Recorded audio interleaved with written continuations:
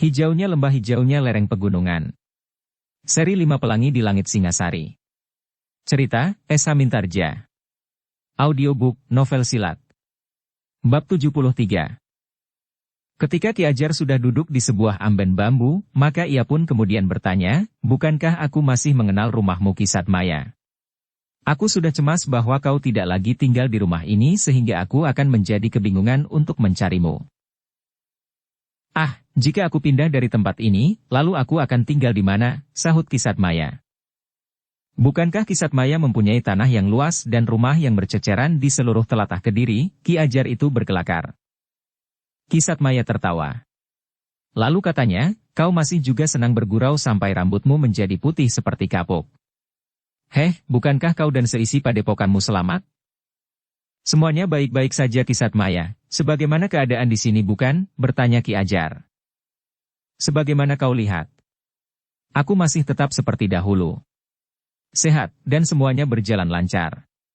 Anak istriku juga sehat. Kebo sapiku juga menjadi baranahan anak beranak." Kisatmaya itu pun kemudian tertawa. Ki Ajar pun tertawa pula.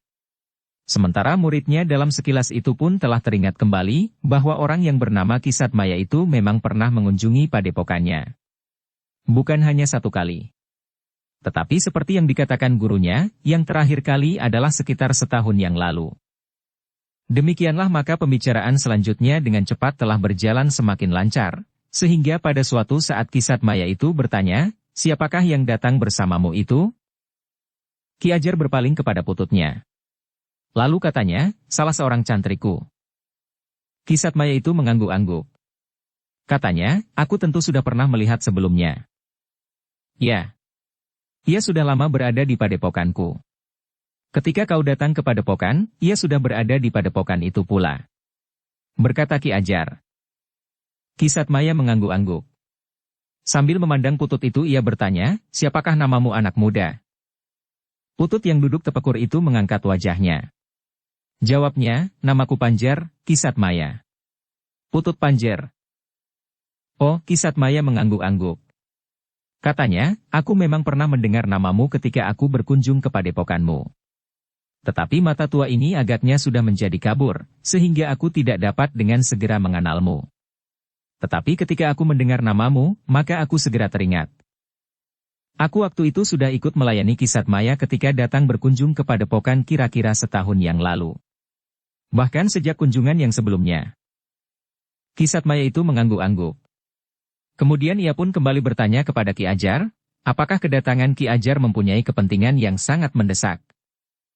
Ki Ajar itu tertawa kecil. Katanya, "Tidak Kisatmaya. Aku tidak mempunyai kepentingan apapun juga. Aku hanya ingin melihat keadaan kota raja yang sudah lama sekali tidak aku lihat. Selebihnya, aku akan sempat menengok keselamatan Kisatmaya dengan keluarga. Syukurlah jika kau tidak mempunyai kepentingan yang mendesak, sehingga kau akan mempunyai banyak kesempatan untuk melihat-lihat keadaan kota raja setelah perang berakhir," berkata Kisatmaya. Ki Ajar mengangguk-angguk kecil. Namun tiba-tiba ia bertanya, "Bagaimana keadaan setelah perang berakhir?" "Keadaan sekarang sudah menjadi tenang," berkata Kisatmaya. "Agaknya tidak ada lagi yang berani menentang kekuasaan Pangeran Singanarpada."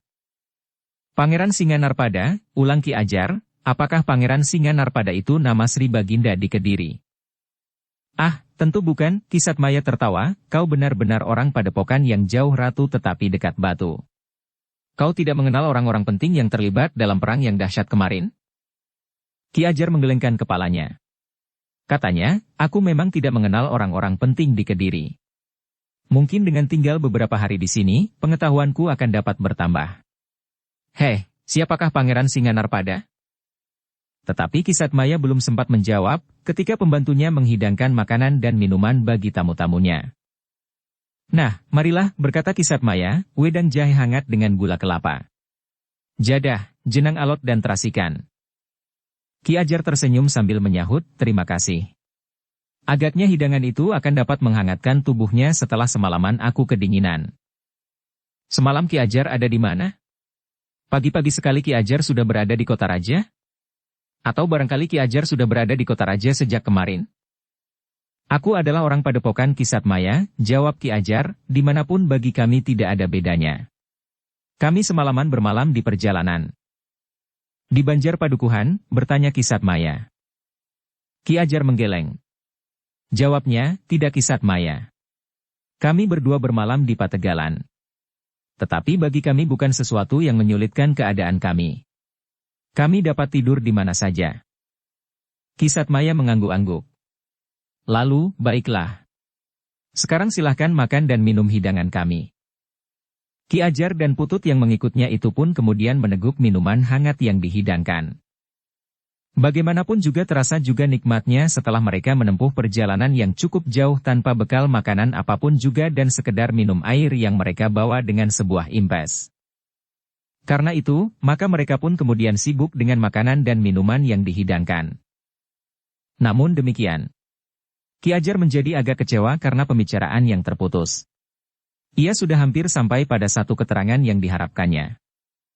Tetapi aku tidak tergesa-gesa, berkata Ki Ajar di dalam hati, aku tidak boleh membiarkan perasaanku bergejolak sehingga aku justru akan menarik perhatiannya. Karena itu, maka sikap Ki Ajar pun telah dipertahankan sebagaimana dikatakannya.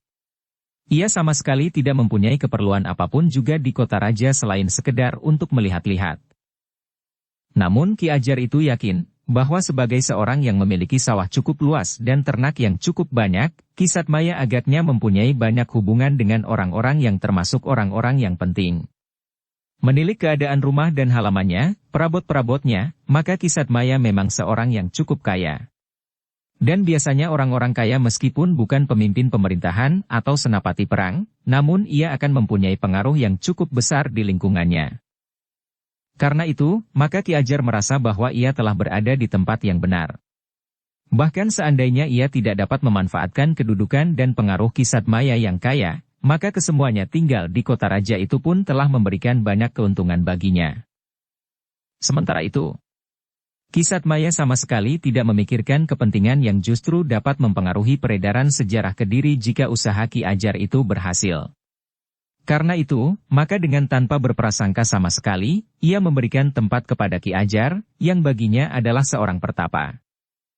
Bagi Kisat Maya, pertapa yang disebutkan dengan Ki Ajar Bomantara itu tidak berbuat lebih banyak dari menekuni persoalan ajaran-ajaran tentang hidup dan kehidupan dalam hubungan dengan masa langgeng.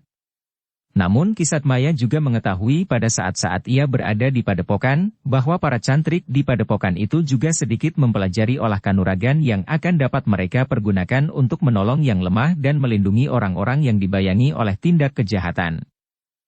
Karena itu, maka Kisat Maya sama sekali tidak menduga, bahwa kehadiran Ki Ajar itu ada hubungannya dengan kematian Pangeran Kuda Permati dan keadaan Pangeran Lembu Sabdata yang berada di dalam kurungan. Dengan demikian maka Kisat Maya sama sekali tidak berkeberatan untuk menerima Ki Ajar dan Putut Pajar sebagaimana ia diterima di padepokan mereka.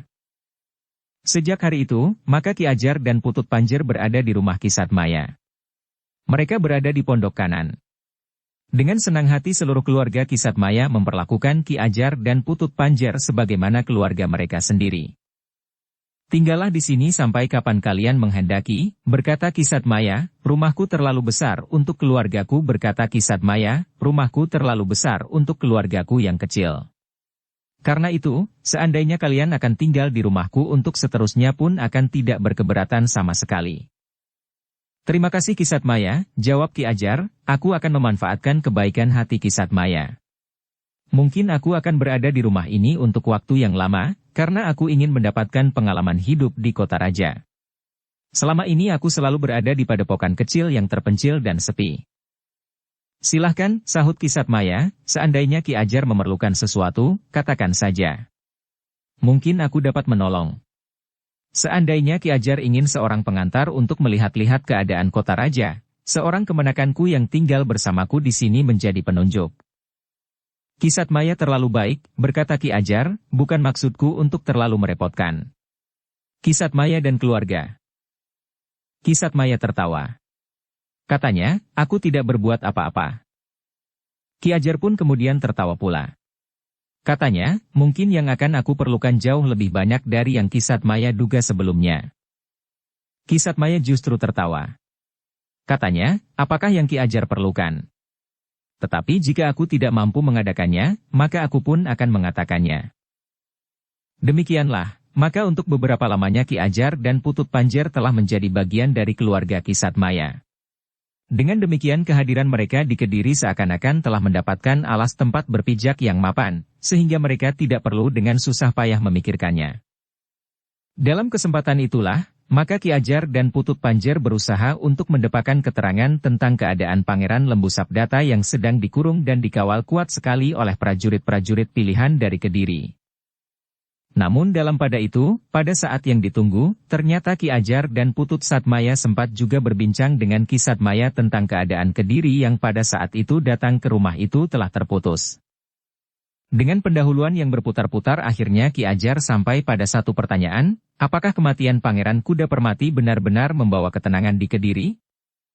Agaknya memang demikian, setidak-tidaknya untuk sementara, jawab Ki Satmaya. Dan bagaimana dengan para pendukungnya? Bertanya Ki Ajar pula. Agaknya Ki Ajar tertarik juga dengan berita-berita tentang pertentangan yang terjadi di lingkungan Istana Kediri, desis Ki Satmaya. Sebagai rakyat Kediri, maka berita itu memang sangat menarik. Berita yang kami dengar tidak jelas pada saat kamu berada di padepokan. Kami seakan-akan hanya mendengar gemanya. Dengan demikian maka bunyinya tidak lagi sejelas suara aslinya, berkata Ki Ajar. Ki Satmaya tersenyum. Katanya, kematian Pangeran Kuda Permati pengaruhnya memang besar sekali. Para pengikutnya sedikit demi sedikit telah menyerah, sehingga akhirnya hampir semua pengikutnya telah menyerah pula. Sekarang kekuasaan seakan-akan berada di tangan Pangeran Singanarpada yang telah berhasil menumpas pemberontakan Pangeran Kuda Permati, meskipun keberhasilannya terutama karena langkah yang diambil oleh istri Pangeran Kuda Permati sendiri. Ki Ajar mengangguk-angguk. Katanya, nama yang memang dapat mendirikan bulu Roma. Pangeran Singanarpada. Aku kira nama itu adalah nama Sri Baginda di masa mudanya atau sebutan lain bagi Sri Baginda, yang belum pernah aku dengar sebelumnya karena nama itu dihubungkan dengan kekuatan di Kediri. Ki Satmaya tersenyum. Katanya, nama itu adalah nama seorang pangeran. Ki Ajar itu mengangguk-angguk. Seakan-akan di luar sadarnya ia bertanya, apakah tidak ada di antara para pangeran yang lain yang terlibat ke dalam pemberontakan itu? Ki Satmaya mengerutkan keningnya. Katanya, memang ada. Dan itu bukan rahasia lagi. Adiknya, Pangeran Lembu Sabdata kini berada di dalam tahanan. Oh, Ki Ajar masih mengangguk-angguk, jadi ada juga keluarga istana yang lain yang terlibat. Ki Satmaya sama sekali tidak berprasangka. Apalagi yang dikatakannya itu adalah satu peristiwa yang sudah diketahui oleh hampir semua orang Kediri. Karena itu, maka dengan serta-merta ia berkata, Pangeran Lembu Sabdata telah bergerak cukup jauh. Sebelum Pangeran Kuda Permati dengan terang-terangan mengangkat senjata, maka yang bergerak adalah Pangeran Lembu Sabdata meskipun tidak langsung mengganggu kota raja dan sekitarnya, karena Pangeran Lembu Sabdata lebih banyak bergerak di Pakuwon yang berhadapan langsung dengan Singasari. Heh! Apakah kau tidak pernah mendengar bahwa ada satu gerakan yang telah membuat hutan-hutan menjadi gundul terutama di lereng-lereng pegunungan di daerah-daerah yang subur, yang dapat menjadi lumbung makanan bagi Singasari? Tanah-tanah perdikan dan pakuwon-pakuwon di sekitar Singasari telah menjadi sasaran. Tetapi pada suatu saat Pangeran Lembu Sabdata telah tertangkap oleh kekuatan yang dipasang oleh Singasari. Atas permintaan Pangeran Singanarpada, maka Pangeran Lembu Sabdata dibawa ke Kediri. Pada saat itulah maka kedok Pangeran Kuda Permati mulai terbuka. Oh, Ki Ajar mengangguk-angguk. Seolah-olah ia memang belum pernah mendengar berita tentang pergolakan itu. Sementara itu, Ki Satmaya pun berkata seterusnya, nah, sampai sekarang Pangeran Lembu Sabdata itu masih berada di dalam tahanan. Ki Ajar mengangguk-angguk. Tetapi ia tidak dapat langsung bertanya tentang sesuatu yang lebih mendalam lagi. Yang dapat dikatakan kemudian adalah, sampai kapan Pangeran Lembu Sabdata itu akan ditahan? Ki Satmaya mengangkat pundaknya. Katanya, tidak seorang pun yang dapat mengatakan. Mungkin sebentar lagi ia sudah dibebaskan. Tetapi mungkin ia akan ditahan sampai waktu yang tidak terbatas. Ki Ajar mengerutkan keningnya. Ia ingin mendengar apakah pangeran itu memang terganggu kesadarannya. Ternyata Ki Satmaya itu memang mengatakan, Ki Ajar. Ada sesuatu yang perlu kau ketahui tentang pangeran itu. Pangeran yang masih muda itu ternyata sedang terganggu kesadarannya. Oh, apakah gangguan itu disebabkan karena keadaannya selama ia berada di dalam tahanan? Mungkin perlakuan yang tidak sewajarnya atau hal-hal lain, bertanya Ki Ajar. Sebenarnya Sri Baginda itu sangat menyayanginya. Tetapi Sri Baginda tidak dapat berbuat sesuatu karena adiknya itu terbukti telah terlibat dalam satu pemberontakan bersama Pangeran Kuda Permati, jawab Ki Satmaya, tetapi yang membuat kesadarannya itu terganggu adalah pada saat-saat ia mendengar berita kematian Pangeran Kuda Permati dan sebab kematiannya. Ki Ajar mengerutkan keningnya. Sementara itu tanpa diminta Ki Satmaya telah menceritakan sebab kematian Pangeran Kuda Permati yang telah sangat mengejutkan dan kemudian mengguncang perasaan Pangeran Lembu Sabdata. Kasihan, berkata Ki Ajar. Namun tiba-tiba ia berdesis, Ki Satmaya. Bukan maksudku untuk menyombongkan diriku. Mungkin aku memang seorang padepokan yang dungu. Tetapi ada sesuatu yang mungkin dapat aku lakukan. Aku adalah seorang pertapa yang selama ini berusaha untuk menemukan cara menolong sesama dengan cara-cara yang khusus. Karena itu, apabila tidak melanggar paugeran, apakah aku diperkenankan berusaha mengobati Pangeran Lembu Sabdata? Meskipun ia harus tetap berada di dalam kurungan, namun alangkah baiknya, jika ia dapat disembuhkan dari sakit ingatannya itu. Apakah kau dapat mengobati orang yang sakit ingatan? Bertanya Ki Satmaya. Aku sudah berusaha untuk mempelajari berbagai jenis obat-obatan, berkata Ki Ajar, tetapi yang dapat aku lakukan adalah atas orang-orang padukuhan kecil dan bodoh dan sederhana. Aku tidak dapat mengatakan, apakah aku juga dapat mengobati seorang pangeran. Ki Satmaya mengerutkan keningnya. Katanya, apakah ada bedanya?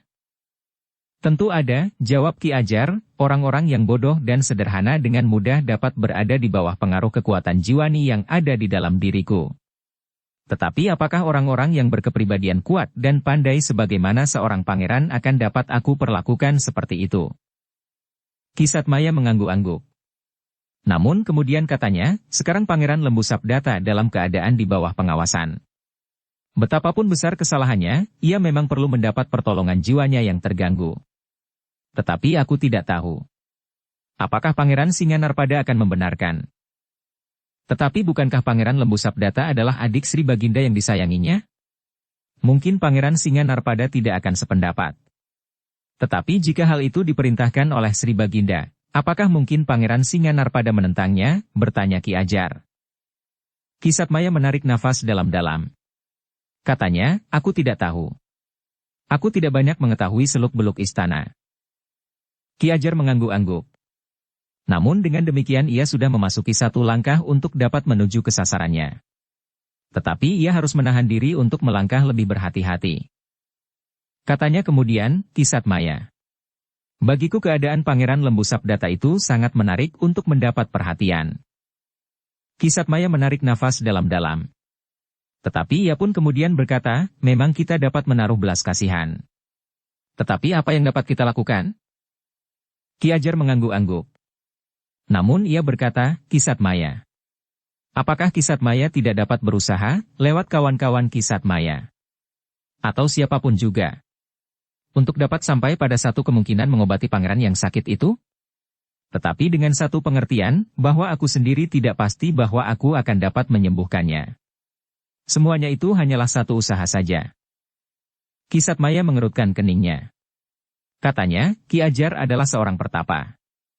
Mungkin Ki Ajar memang memiliki kemampuan yang tidak dimiliki oleh orang lain. Karena itu, jika ada jalan, maka Ki Ajar dapat mencobanya. Aku sama sekali tidak akan berkeberatan adalah menjadi kewajiban kita untuk berusaha menolong sesama. Tetapi sekali lagi dengan keterangan, bahwa yang aku lakukan hanyalah satu usaha. Aku sama sekali tidak dapat memastikan bahwa usaha itu akan berhasil, jawab Ki Ajar. Ki Satmaya mengangguk-angguk. Namun telah tumbuh di dalam hatinya persoalan tentang Pangeran Lembu Sabdata yang sakit itu. Ia sudah lama mengetahui bahwa Pangeran Lembu Sabdata itu sakit. Tetapi sebelumnya ia tidak pernah memikirkannya. Namun ketika ia berbicara dengan Ki Ajar tentang pangeran itu, maka ia pun telah sependapat bahwa ada juga baiknya berusaha untuk mengobatinya. Ia sudah cukup menderita di dalam tahanan. Apalagi jika harus menderita penyakit ingatan yang kadang-kadang membuatnya benar-benar lupa dan menyakiti dirinya sendiri tanpa disengaja. Karena itu, maka Ki Satmaya pun kemudian berkata, Ki Ajar. Aku akan mencoba untuk berhubungan dengan orang-orang yang aku kenal, mungkin di antara mereka ada yang dapat menghubungkan kita dengan lingkungan istana yang kemudian dapat menjadi jembatan untuk sampai kepada usaha pengobatan Pangeran Lembu Sabdata. Ki Ajar mengangguk-angguk. Katanya, aku menghargai usaha Ki Satmaya. Mudah-mudahan berhasil, karena rasa-rasanya aku akan dibebani oleh kewajiban untuk menolong sesama, meskipun berulang kali aku katakan, hanya sekedar usaha. Baiklah Ki Ajar. Namun dengan demikian, maka Ki Ajar akan berada di rumah ini untuk waktu yang lebih lama, berkata Ki Satmaya. Jika Ki Satmaya tidak berkeberatan, maka aku pun akan menunggu, sahut Ki Ajar. Tentu tidak, jawab Ki Satmaya, namun demikian, aku masih harus berhati-hati. Mudah-mudahan usaha itu tidak menyudutkan aku dalam kesulitan. Kenapa? Bertanya Ki Ajar. Mudah-mudahan dengan demikian aku tidak dianggap terlibat dalam pemberontakan yang dilakukan oleh Pangeran Lembu Sabdata dan Pangeran Kuda Permati. Ki Ajar mengangguk-angguk. Namun katanya, Ki Satmaya memang harus berhati-hati. Dengan demikian Ki Satmaya harus dapat meyakinkan bahwa yang kita lakukan semata-mata karena kemanusiaan. Tentu Ki Satmaya tahu bahwa orang-orang seperti aku ini tidak akan mempunyai pamrih apapun juga. Ki Satmaya sama sekali tidak menolak keterangan itu. Bagi Ki Satmaya, sahabatnya itu memang benar-benar seorang pertapa yang hidupnya sebagian besar diserahkan untuk kepentingan kemanusiaan. Dengan demikian, maka Ki Ajar pun telah menyatakan kesediaannya untuk tinggal di Kediri lebih lama lagi. Sementara itu Ki Satmaya akan berusaha menghubungi orang-orang yang dikenalnya yang memungkinkannya untuk dapat berhubungan dengan orang yang berwenang mengizinkan pengobatan bagi Pangeran Lembu Sabdata. Namun dalam pada itu, di dalam biliknya Ki Ajar berkata kepada muridnya, mudah-mudahan usaha Ki Satmaya berhasil. Setidak-tidaknya aku hanya memerlukan keterangan, di mana sebenarnya Pangeran Lembu Sabdata itu ditahan. Seandainya tidak ada izin untuk mengobatinya, aku tidak peduli. Kemudian guru akan terlibat ke dalam satu pekerjaan yang amat rumit dan berbahaya, berkata Putut itu. Aku menyadarinya. Tetapi aku akan melakukannya dengan baik. Aku akan kerahkan seluruh kemampuanku dan kemampuanmu, sehingga kita akan dapat mengambil Pangeran Lembu Sabdata, berkata Ki Ajar. Tetapi, guru, bertanya Putut itu, seandainya guru justru diperkenankan mengobatinya, apakah guru akan dapat mengambilnya? Jika demikian bukankah guru justru akan dicurigai dan Pangeran Singanarpada akan mencarinya di padepokan kita? Semuanya akan diatur sebaik-baiknya, berkata Ki Ajar, jika aku dapat mengobatinya dan menyembuhkannya, maka aku akan membiarkannya tinggal untuk 1-2 bulan. Baru kemudian kita akan mengambilnya dan memberikan kesan bahwa Pangeran Lembu Sabdata telah melarikan diri. Putut itu mengangguk-angguk. Ia percaya bahwa gurunya akan dapat melakukan semua rencananya dengan cermat. Namun yang dilakukan oleh Ki Satmaya bukannya usaha yang mudah. Ternyata ia harus menempuh jalan yang berbelit-belit untuk sampai pada seseorang yang mempunyai hubungan dengan keadaan Pangeran Lembu Sabdata. Tetapi adalah seolah-olah di luar kehendaknya sendiri, bahwa Ki Satmaya telah bekerja dengan tekun dan bersungguh-sungguh untuk mencari hubungan dengan orang-orang yang bertanggung jawab atas bilik tahanan Pangeran Lembu Sabdata. Rasa-rasanya ia benar-benar didorong oleh perasaan kemanusiaannya, bahwa Pangeran Lembu Sabdata memang harus mendapat pengobatan. Ternyata bahwa usaha Ki Satmaya tidak sia-sia. Lewat orang-orang yang dikenalnya, maka akhirnya ia berhasil menghubungi seorang senapati dari pasukan Pangeran Singanarpada. Bukan dengan alasan apapun juga, tetapi sekedar alasan kemanusiaan, berkata Ki Satmaya kepada senapati itu. Aku mengerti, jawab senapati itu, keadaan Pangeran Lembu Sabdata memang sangat memelas. Bahkan pada satu saat ketika Sri Baginda berkesempatan untuk melihatnya, maka nampak hatinya benar-benar tertusuk oleh keadaan adiknya itu. Tetapi sebagai seorang raja yang harus berdiri di atas segala hubungan dan lingkungan, maka Sri Baginda tidak dapat berbuat apa-apa. Tetapi, berkata Ki Satmaya, apakah kira-kira Baginda berkeberatan jika Pangeran Lembu Sabdata itu diobati? Tidak untuk dilepaskan. Senapati itu mengerutkan keningnya. Dengan ragu ia bergumam, apakah justru tidak lebih baik ia berada dalam keadaannya? Bukankah dengan demikian ia tidak menyadari bahwa dirinya berada dalam tahanan? Tetapi jika ia disembuhkan, maka ia akan merasakan kepedihan sebagai seorang tawanan. Kisat Maya termangu-mangu sejenak. Ada juga kebenarannya pendapat Senapati itu. Tetapi bukankah dengan demikian hidup Pangeran Lembu Sabdata tidak berarti sama sekali, karena hidup tanpa kesadaran adalah sama artinya dengan kehilangan tataran merabatnya. Hampir kepada diri sendiri Kisat Maya bergumam, apakah Pangeran Singanarpada pernah menyatakan pendapatnya tentang Pangeran Lembu Sabdata? Senapati itu memandang Kisat Maya dengan tajamnya. Kemudian katanya, sebagai seorang yang berjiwa besar seperti Pangeran Singanarpada, maka sudah barang tentu ia berpendapat bahwa sebaiknya Pangeran Lembu Sabdata itu tidak mengalami goncangan jiwani. Tegasnya Pangeran Singanarpada akan bergembira sekali jika Pangeran Lembu Sabdata itu dapat disembuhkan. Bukan saja dari gangguan ingatannya, tetapi juga dari racun yang telah merasuk ke dalam dirinya yang ditusukkan lewat keyakinan Pangeran Kuda Permati. Kisat Maya mengangguk-angguk. Katanya, jika Pangeran Lembu Sabdata menemukan kembali kesadarannya, maka usaha untuk menyadarkannya bahwa sikap dan keyakinan Pangeran Kuda Permati itu salah, akan lebih mudah dilakukannya. Senapati itu mengangguk-angguk. Katanya, tetapi nampaknya kau menaruh perhatian yang besar sekali terhadap Pangeran Lembu Sabdata. Secara kebetulan di rumahku ada seorang pertapa yang singgah. Seorang sahabatku yang menetap di sebuah padepokan untuk mesudiri menangkap suara heningnya ketentraman suasana dalam hubungannya dengan sumber hidupnya, berkata Kisat Maya, ketika pertapa itu mendengar kabar bahwa Pangeran Sabdata terganggu jiwanya, maka ia pun merasa terpanggil untuk berusaha mengobatinya, meskipun ia sudah mengatakan bahwa yang dilakukannya adalah sekedar usaha. Mungkin usaha itu tidak berhasil, karena ia merasa tidak lebih dari orang kebanyakan seperti kita pula. Namun pertapa itu sama sekali tidak tahu menahu sangkut pautnya antara Pangeran Lembu Sabdata dengan Pangeran Kuda Permati dan Pangeran Singanarpada. Karena menurut jalan hidupnya yang ditempuhnya ia kurang memperhatikan gejolak seperti yang pernah terjadi di Kediri pada saat-saat terakhir. Senapati itu mengangguk-angguk. Katanya kemudian aku akan mencoba mencari keterangan, mudah-mudahan aku dapat membantu pertapa itu. Karena menurut keyakinanku, tidak ada pihak yang berkeberatan jika Pangeran Lembu Sabdata mendapat pengobatan. Pangeran Singanarpada tidak dan Sri Baginda pun tidak. Tetapi untuk itu memang diperlukan izin resmi dari Sri Baginda.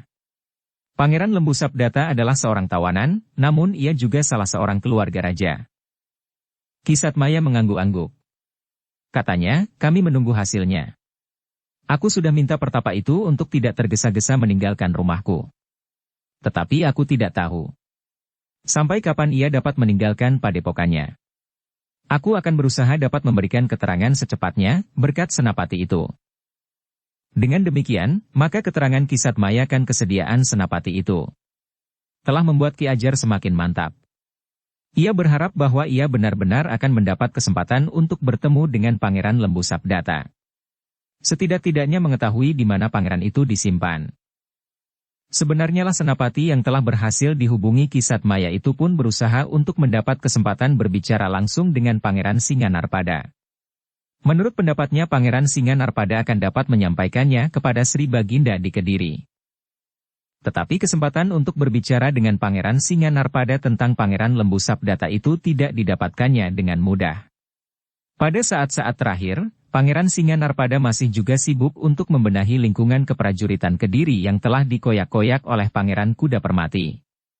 Dengan sangat hati-hati dan cermat, Pangeran Singanarpada harus memilih, siapakah di antara para prajurit yang terlibat dalam usaha Pangeran Kuda Permati yang masih mungkin dikembalikan ke dalam lingkungan keprajuritan. Sementara itu siapa pula yang harus dibina dengan penuh kesungguhan dan yang manakah yang tidak ada harapan lagi untuk dapat diangkat kembali dari dalam lumpur pelanggaran paugeran kesatria Kediri menurut pertimbangan yang wajar. Untuk kepentingan itu, Pangeran Singanarpada harus menyusun sekelompok perwira yang benar-benar dapat dipercaya untuk menilai para prajurit yang dianggap bersalah. Termasuk para panglima di daerah perbatasan di 4 penjuru. Namun Senapati itu tidak berputus asa. Sebagaimana selalu dikatakannya kepada Kisat Maya. Tahanlah agar pertapa itu tetap tinggal di tempatmu untuk beberapa hari lagi, berkata Senapati itu. Tetapi sampai kapan, bertanya Kisat Maya, usaha itu adalah sekedar karena rasa kasihan. Karena itu, sudah tentu aku tidak akan dapat mengikatnya terlalu lama. Aku akan berusaha, jawab Senapati itu. Namun katanya kemudian, bukankah usahamu dan usahaku ini juga hanya karena rasa kasihan?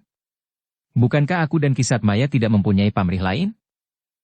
Ya, ya. Aku mengerti, jawab Kisat Maya. Namun ternyata bahwa usaha Senapati itu tidak sia-sia. Pada satu saat, kesempatan itu ternyata didapatkannya juga. Justru pada saat Pangeran Singanarpada yang sedang melakukan pengamatan terhadap para prajurit di lingkungan kota Raja Kediri tiba-tiba saja ingin menengok Pangeran Lembu Sabdata di dalam bilik tahanannya. Pangeran Singanarpada menarik nafas dalam-dalam ketika ia berdiri di muka pintu bilik yang kemudian dibuka. Dilihatnya Pangeran Lembu Sabdata sudah berubah sama sekali. Ketika pintu berderit, maka Pangeran Lembu Sabdata itu memang berpaling. Tetapi kemudian pangeran itu tidak mengacuhkannya lagi. Seolah-olah tidak ada seorang pun yang berdiri di muka pintu. Pangeran Singanarpada melangkah dengan hati-hati memasuki bilik itu. Ia tidak ingin mengejutkan Pangeran Lembu Sabdata, karena dengan demikian, mungkin pangeran yang sedang sakit itu akan menjadi garang. "Adi Mas Pangeran," desis Pangeran Singanarpada. Pangeran Lembu Sabdata berpaling sekilas. Namun kemudian ia kembali kepada sikapnya semula. Duduk di sudut bilik yang khusus, yang terbuat dari batang-batang kayu yang dijalin rapat kecuali di beberapa bagian untuk memberikan cahaya dan angin ke dalam bilik itu. Yang dianyam agak jarang namun terikat kuat-kuat dengan tali ijuk. Pangeran Singanarpada merenungi keadaan Pangeran Lembu Sabdata itu dengan sentuhan di hatinya. Namun ia juga menyesali sikap keras hati dan keras kepala pangeran yang masih terhitung muda itu. Sehingga ia mengalami goncangan jiwa yang tidak teratasi. Pangeran Lembu Sabdata itu tidak lagi menyadari bagaimana ia berpakaian. Makan dan minumnya sama sekali tidak teratur meskipun ia mendapat pelayanan yang cukup baik. Rambutnya yang panjang terurai kumal yang tidak dikenakannya di kepalanya. "Adi Mas," desis Pangeran Singanarpada. Wajah Pangeran Lembu Sabdata menjadi tegang. Dipandanginya Pangeran Singanarpada dengan sorot mata yang mulai menyala. Pangeran Singanarpada menarik nafas dalam-dalam. Namun ia tidak ingin terlibat ke dalam kesulitan dengan seseorang yang terganggu jiwanya. Karena itu, maka ia pun kemudian melangkah keluar pintu sambil bergumam, sungguh akhir yang sangat pahit. Senapati yang berhubungan dengan Kisat Maya tiba-tiba saja seperti mendapat jalan untuk menyampaikan maksudnya. Bahkan hampir di luar sadarnya ia menyahut, "Bukan pangeran. Masih ada jalan keluar jika pangeran tidak berkeberatan." Pangeran Singanarpada tertarik kepada kata-kata senapati itu. Dengan kerut di kening Pangeran Singanarpada bertanya, "Apa maksudmu?" Senapati itu menjadi berdebar-debar. Sejenak ia memperhatikan seorang pengawal menutup bilik itu. Sementara itu Pangeran Singanarpada menunggu jawaban dari mulutnya. Senapati itu pun kemudian menceritakan tentang seorang pertapa yang kebetulan berada di rumah seorang kenalannya. Pertapa itu bersedia mengobati Pangeran Lembu Sabdata yang sakit. Pangeran Singanarpada termangu-mangu sejenak. Namun tiba-tiba ia bertanya, apakah ia sengaja datang untuk mengobati Pangeran Lembu Sabdata? Senapati itu merasa bahwa ia harus berhati-hati. Pangeran Singanarpada tentu tidak akan dengan mudah percaya kepada orang-orang yang belum dikenalnya. Juga kepada pertapa itu. Jika pertapa itu sengaja datang untuk mengobati Pangeran Lembu Sabdata, apakah ia mempunyai sesuatu pamrih yang terselubung? Karena itu, maka senapati itu pun kemudian berkata, "Pangeran." Pertapa itu sama sekali tidak mengetahui apa yang pernah terjadi di kota raja ini. Ia datang sekedar menengok sahabatnya, Kisat Maya. Baru ketika ia berada di rumah Kisat Maya ia mendengar segala sesuatu yang pernah terjadi, termasuk Pangeran Lembu Sabdata yang ditahan karena terlibat ke dalam pemberontakan Pangeran Kuda Permati. Namun pertapa itu menaruh belas kasihan bahwa Pangeran Lembu Sabdata telah mengalami kegoncangan jiwa. Jika segala pihak tidak berkeberatan, maka pertapa itu akan berusaha untuk mengobatinya, meskipun ia tidak menyanggupkan bahwa ia pasti akan benar-benar dapat menyembuhkannya. Pangeran Singanarpada menarik nafas dalam-dalam. Sejenak ia memandangi senapati itu dengan tajamnya. Tiba-tiba saja ia bertanya, apakah Kisat Maya yang mengusahakannya? Bukankah kau menyebut-nyebut bahwa pertapa itu ada di rumah kawanmu yang bernama Kisat Maya? Menurut pendapatku, Kisat Maya pun tidak bersangkut paut dengan peristiwa yang baru terjadi. Ia bukan seseorang yang berkepentingan dengan pertempuran yang telah membakar Kediri selama ini. Kisatmaya pun sekedar merasa belas kasihan ketika ia mendengar bahwa seorang pangeran yang bersalah dan disimpan di dalam kurungan telah mengalami kegoncangan jiwa, berkata senapati itu. Pangeran Singanarpada mengangguk-angguk. Namun kemudian katanya, aku ingin bertemu dengan orang yang bernama Kisatmaya itu. Baiklah pangeran, jawab senapati itu, aku akan membawa orang itu menghadap. Namun dengan demikian maka senapati itu pun merasa bahwa tanggung jawabnya justru berkurang. Jika orang itu sudah bertemu langsung dengan Pangeran Singanarpada, maka persoalannya akan langsung diketahui oleh pangeran itu, sehingga jika terjadi sesuatu, kesalahannya tidak seluruhnya akan ditimpakan kepadanya.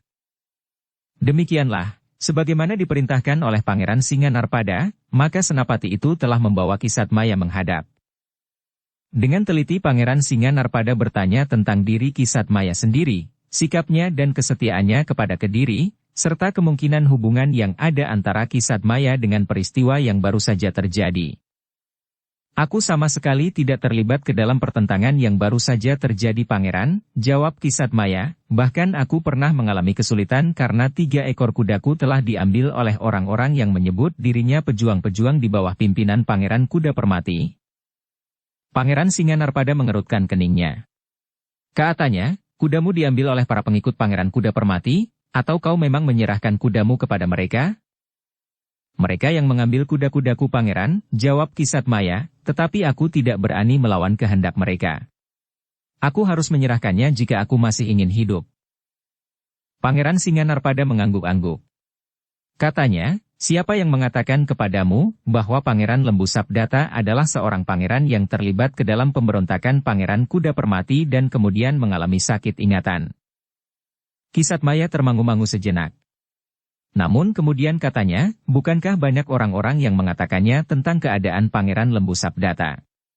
Kebanyakan di antara orang-orang itu sama sekali tidak berkeberatan jika Pangeran Lembu Sabdata dibatasi ruang geraknya karena ia jelas melakukan kesalahan. Tetapi bahwa kesadarannya telah terganggu itulah yang menumbuhkan belas kasihan, karena dengan demikian, maka keadaannya tentu akan menjadi cepat sekali rusak. Baik tubuhnya maupun jiwanya. Namun demikian segala sesuatunya terserah kepada pangeran. Sementara itu, sahabatku, pertapa itu pun berkata bahwa ia hanya dapat berusaha, mungkin berhasil, tetapi mungkin juga tidak. Pangeran Singanarpada melihat kejujuran di sorot mata Kisatmaya.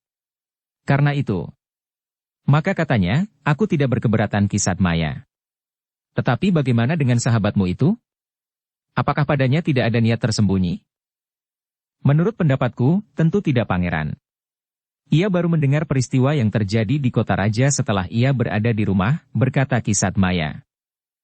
Pangeran Singanarpada mengangguk-angguk. Namun katanya, tetapi segala sesuatunya tergantung kepada Sri Baginda. Pangeran Lembu Sabdata adalah seseorang yang pernah melakukan kesalahan terhadap raja. Dan secara kebetulan ia adalah adik raja itu pula. Karena itu, maka keputusan terakhir ada di tangan Sri Baginda. Kisatmaya mengangguk-angguk. Tetapi ia boleh berpengharapan bahwa Ki Ajar yang tinggal di rumahnya itu akan mendapat kesempatan untuk mengobati Pangeran Lembu Sabdata. Meskipun ia tidak mempunyai hubungan apapun juga dengan pangeran itu, tetapi tidak ada salahnya jika pangeran itu mendapat pertolongan atas dasar kemanusiaan semata-mata. Dengan demikian, maka kepada Ki Ajar, Kisatmaya mempersilahkan untuk menunggu perintah lebih lanjut dari Pangeran Singanarpada. Setelah Pangeran Singanarpada mendapat izin dari Sri Baginda. Dalam pada itu, maka Ki Ajar itu pun dengan sabar menunggu perintah dari Pangeran Singanarpada. Namun dalam pada itu, ia sudah tahu lebih banyak tentang keadaan Pangeran Lembu Sabdata. Bahkan lewat Kisatmaya yang mendengar dari senapati pengawal Pangeran Singanarpada, Ki Ajar sudah dapat membayangkan di mana Pangeran Lembu Sabdata itu disimpan. Namun akan lebih baik baginya jika benar Pangeran Singanarpada memerintahkan kepadanya atas izin Sri Baginda untuk mengobati sakit Pangeran Lembu Sabdata itu. Namun dengan demikian, maka Ki Ajar itu pun telah berkata kepada pututnya dalam kesempatan tersendiri, jalan kita sudah menjadi semakin lapang. Mudah-mudahan kita akan berhasil, sehingga dengan demikian kita akan dapat berbuat sesuatu bagi masa depan. Mungkin Pangeran Lembu Sabdata tidak akan dapat berbuat sesuatu dalam waktu dekat. Tetapi satu permulaan memang diperlukan untuk mencapai kelanjutannya di masa datang. Sementara itu, Pangeran Singanarpada telah menyampaikan persoalan itu kepada Sri Baginda. Sebagaimana diinginkan oleh beberapa orang, bahwa sebaiknya Pangeran Lembu Sabdata disembuhkan dari sakitnya yang akan dapat menghancurkan wadak dan jiwanya itu selama ia berada dalam tahanan. Tetapi apakah hal itu akan menguntungkannya? Bertanya Sri Baginda. Lalu, sesudah Adimas Lembu Sabdata sembuh, apakah ia akan mendapat kebebasannya? Pangeran Singanarpada menjadi bingung mendapatkan pertanyaan justru dari Sri Baginda. Karena itu, maka jawabnya, segala sesuatu terserah kepada Sri Baginda. Tetapi kau mempunyai hak untuk memberikan pertimbangan, sahut Sri Baginda, kau dapat memberikan beberapa alasan sikap yang manapun yang akan kau ambil. Pangeran Singanarpada termangu-mangu sejenak. Namun kemudian katanya, bagi hamba Sri Baginda, seandainya Pangeran Lembu Sabdata benar dapat disembuhkan, maka untuk sementara Sri Baginda sebaiknya melihat perkembangan jiwanya. Perubahan penalarannya terhadap keadaan yang dihadapinya. Baru kemudian Sri Baginda dapat menentukan sikap atas Pangeran Lembu Sabdata. Sri Baginda menarik nafas dalam-dalam. Ternyata di dalam hati Sri Baginda telah bergejolak keraguan-raguan. Bahkan kemudian katanya, jika Adimas Lembu Sabdata harus mengalami perlakuan seperti sekarang, apakah artinya kesembuhannya? Dengan demikian Pangeran Lembu Sabdata akan dapat mengatur diri dengan nalarnya. Mungkin pada suatu saat memang diketemukan satu sikap yang memungkinkannya untuk keluar dari biliknya. Tetapi jika ia masih dalam keadaan seperti sekarang, maka wadak dan jiwanya tentu akan bertambah parah, jawab Pangeran Singanarpada. Sri Baginda mengangguk-angguk. Katanya, jika demikian maka terserah kepadamu. Pangeran Singanarpada justru menjadi gelisah. Seakan-akan semua tanggung jawab telah dibebankan kepadanya apapun yang terjadi. Sri Baginda seakan-akan tidak ada minat lagi untuk mengambil satu sikap bagi mereka yang terlibat dalam pemberontakan Pangeran Kuda Permati. Baginda telah dicengkam oleh kebimbangan lagi, berkata Pangeran Singanarpada di dalam hatinya. Bahkan ketika Sri Baginda memandanginya dengan sorot mata yang redup, maka seolah-olah Sri Baginda itu berkata kepadanya, kaulah yang telah menjerumuskannya ke dalam keadaan seperti itu. Jantung Pangeran Singanarpada bergejolak. Bukan keinginannya untuk menyulitkan keadaan Pangeran Lembu Sabdata pada saat itu. Ia tengah melakukan satu tugas bagi kepentingan Kediri. Bahkan ia pun telah mengalami satu perlakuan yang pahit justru pada saat ia melakukan tugasnya. Namun akhirnya Sri Baginda itu pun berkata, lakukanlah yang paling baik menurut pertimbanganmu. Hamba akan melakukannya atas perintah Sri Baginda, jawab Pangeran Singanarpada. Sri Baginda memandang Pangeran Singanarpada sejenak. Sebenarnya lah Sri Baginda mengetahui dengan pasti, kesetiaan Pangeran Singanarpada, meskipun kadang-kadang pangeran itu telah melakukan tindakan yang bagi Sri Baginda terlampau keras, apalagi terhadap keluarga sendiri. Tetapi Sri Baginda menyadari, bahwa yang dilakukan oleh Pangeran Singanarpada itu semata-mata bagi kepentingan Kediri menurut keyakinan Pangeran Singanarpada yang bertentangan dengan keyakinan Pangeran Kuda Permati. Baru sejenak kemudian Sri Baginda itu mengangguk sambil berkata, baiklah, lakukanlah atas perintahku. Usahakan kesembuhan Pangeran Lembu Sabdata. Kemudian segala sesuatunya akan ditinjau kembali. Pangeran Singanarpada mengangguk hormat. Katanya, hamba akan melakukannya Baginda. Dengan demikian, maka Pangeran Singanarpada merasa mendapat beban jiwani. Meskipun Sri Baginda telah menjatuhkan perintah, namun perintah itu seakan-akan tidak lepas atas dorongan keyakinannya. Aku akan bertanggung jawab, geram Pangeran Singanarpada sebagaimana sering dilakukannya. Justru sikap Sri Baginda telah mendorongnya untuk berbuat sesuatu. Dengan demikian maka Pangeran Singanarpada itu pun telah menghubungi Kisat Maya untuk memberi kesempatan kepada Pertapa yang berada di rumahnya mengobati Pangeran Lembu Sabdata yang sedang sakit di dalam bilik tahanannya. Perintah itu telah diterima oleh Ki Ajar dengan tarikan nafas panjang. Kepada pututnya ia berkata tanpa didengar oleh orang lain, akhirnya kesempatan itu aku dapatkan juga. Pututnya itu pun mengangguk kecil. Namun terbayang di angan-angannya satu tugas yang sangat berat terbentang di hadapannya. Demikianlah, bersama dengan Kisat Maya, Ki Ajar dan muridnya telah menghadap Pangeran Singanarpada. Dengan sikap seorang pertapa, maka Ki Ajar dapat meyakinkan Pangeran Singanarpada bahwa ia tidak mempunyai pamrih apapun juga, selain sekedar menolong berdasarkan kemanusiaan. Kepada Ki Ajar Pangeran Singa Narpada itu pun berkata, kau dapat melihat Pangeran Lembu Sabdata itu di dalam biliknya. Terima kasih Pangeran, jawab Ki Ajar, aku hanya sekedar akan mencoba. Mudah-mudahan berhasil. Aku sendiri memang tidak yakin bahwa aku akan dapat mengobatinya, karena yang biasa aku lakukan adalah pertolongan bagi orang-orang yang bodoh dan berjiwa kerdil. Terhadap mereka aku dengan mudah dapat mengatasi getaran jiwa mereka dan mempengaruhinya. Tetapi aku tidak tahu, apakah aku dapat berbuat demikian atas Pangeran Lembu Sabdata yang keras hati dan sudah barang tentu berkepribadian kuat pula. Cobalah, berkata Pangeran Singa Narpada, tidak ada orang yang akan menyalahkanmu jika kau gagal mengobatinya. Ki Ajar itu mengangguk-angguk.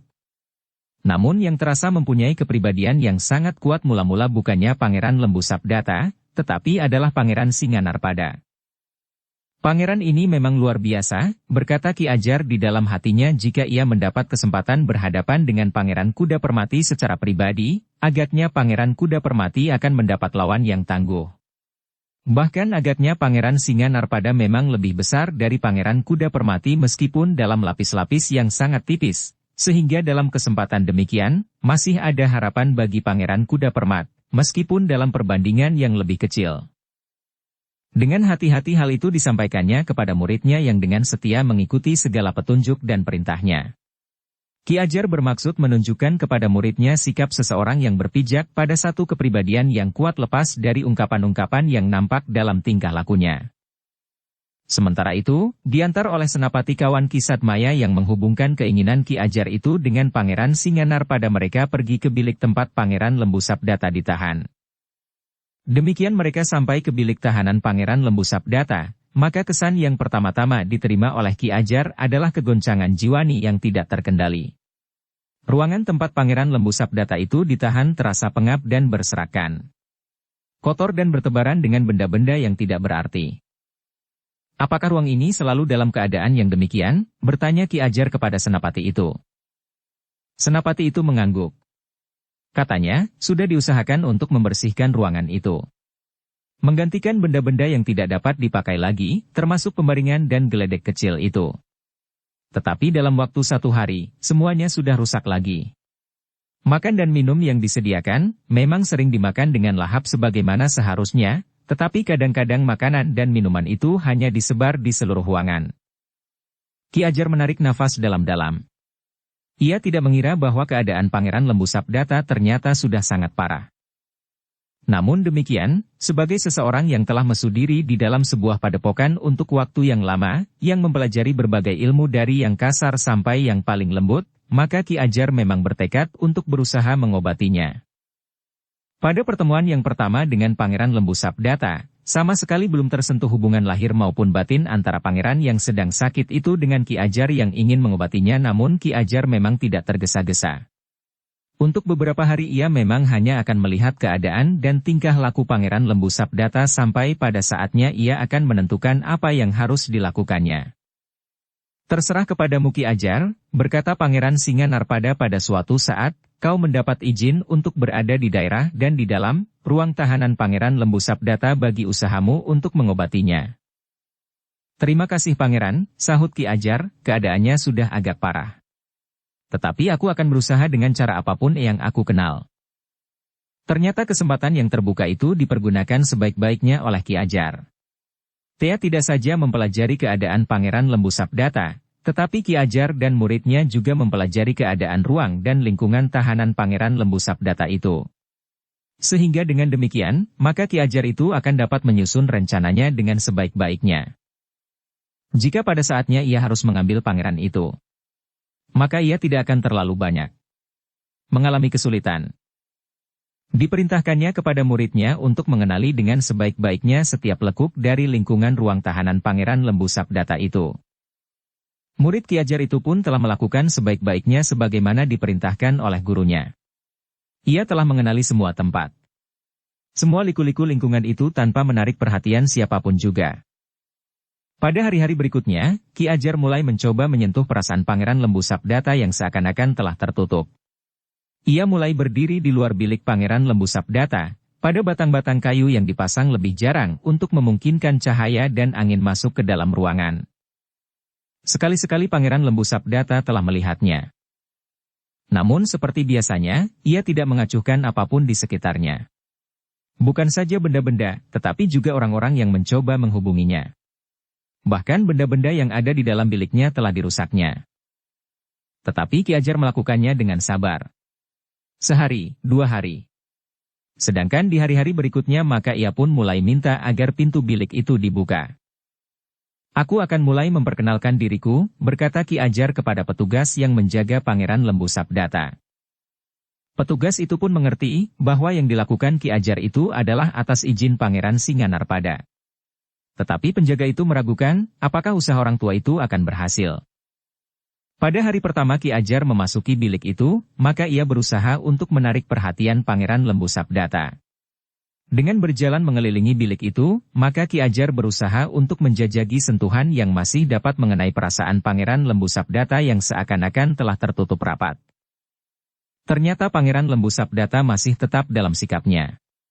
Ia seakan-akan tidak menghiraukan apapun juga meskipun seseorang berada di dalam biliknya.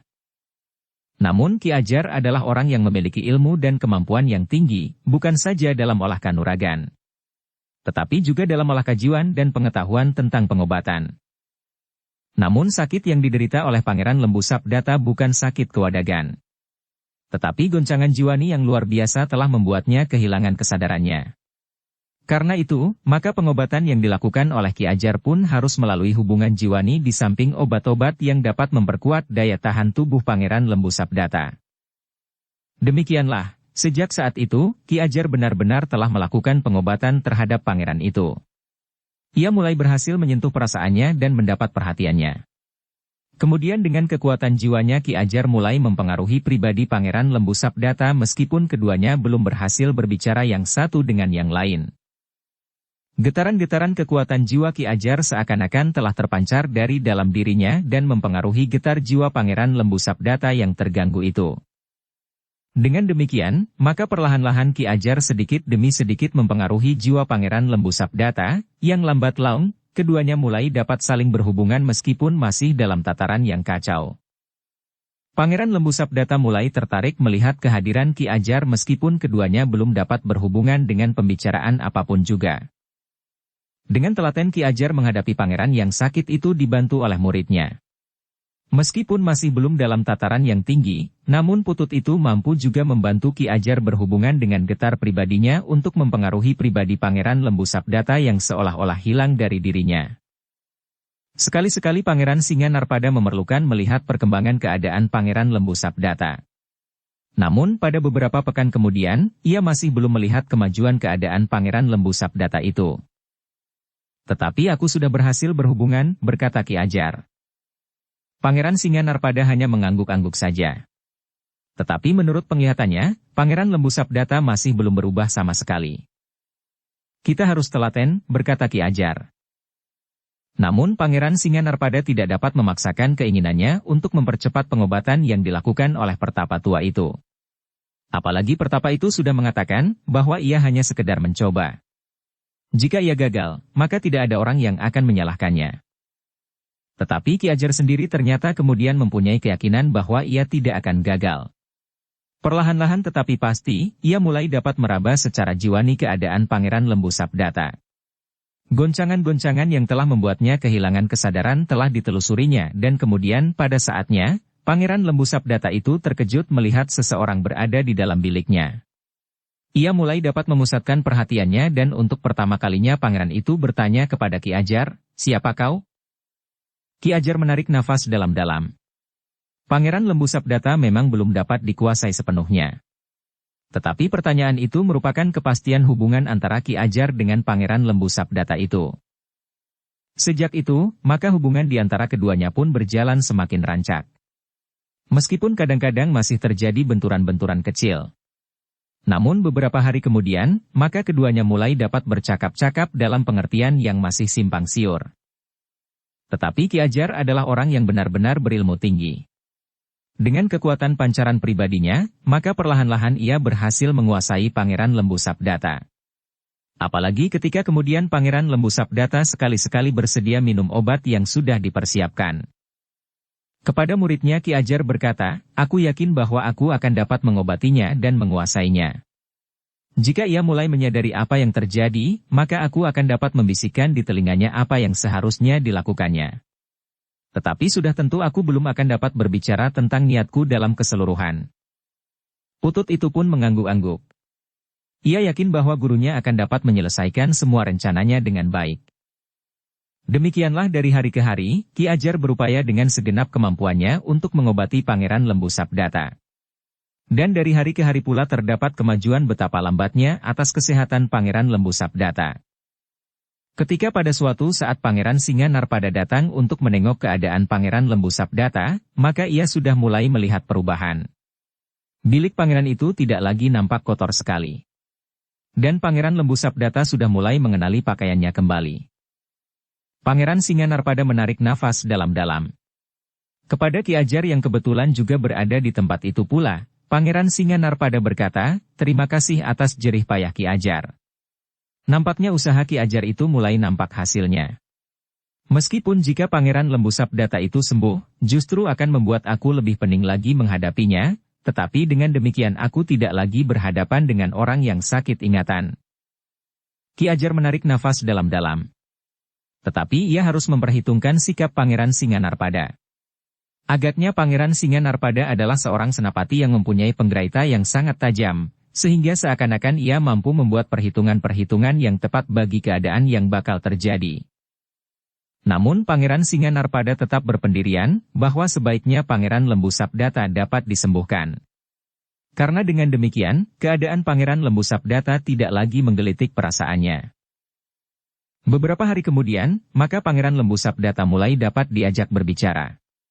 Ia mulai mengerti urutan kata-kata dan kalimat-kalimat dengan wajar. Namun dengan demikian, maka seperti diramalkan oleh Pangeran Singanarpada, maka Pangeran Lembu Sabdata mulai dipengaruhi oleh endapan-endapan perasaannya dengan meninggalnya Pangeran Kuda Permati.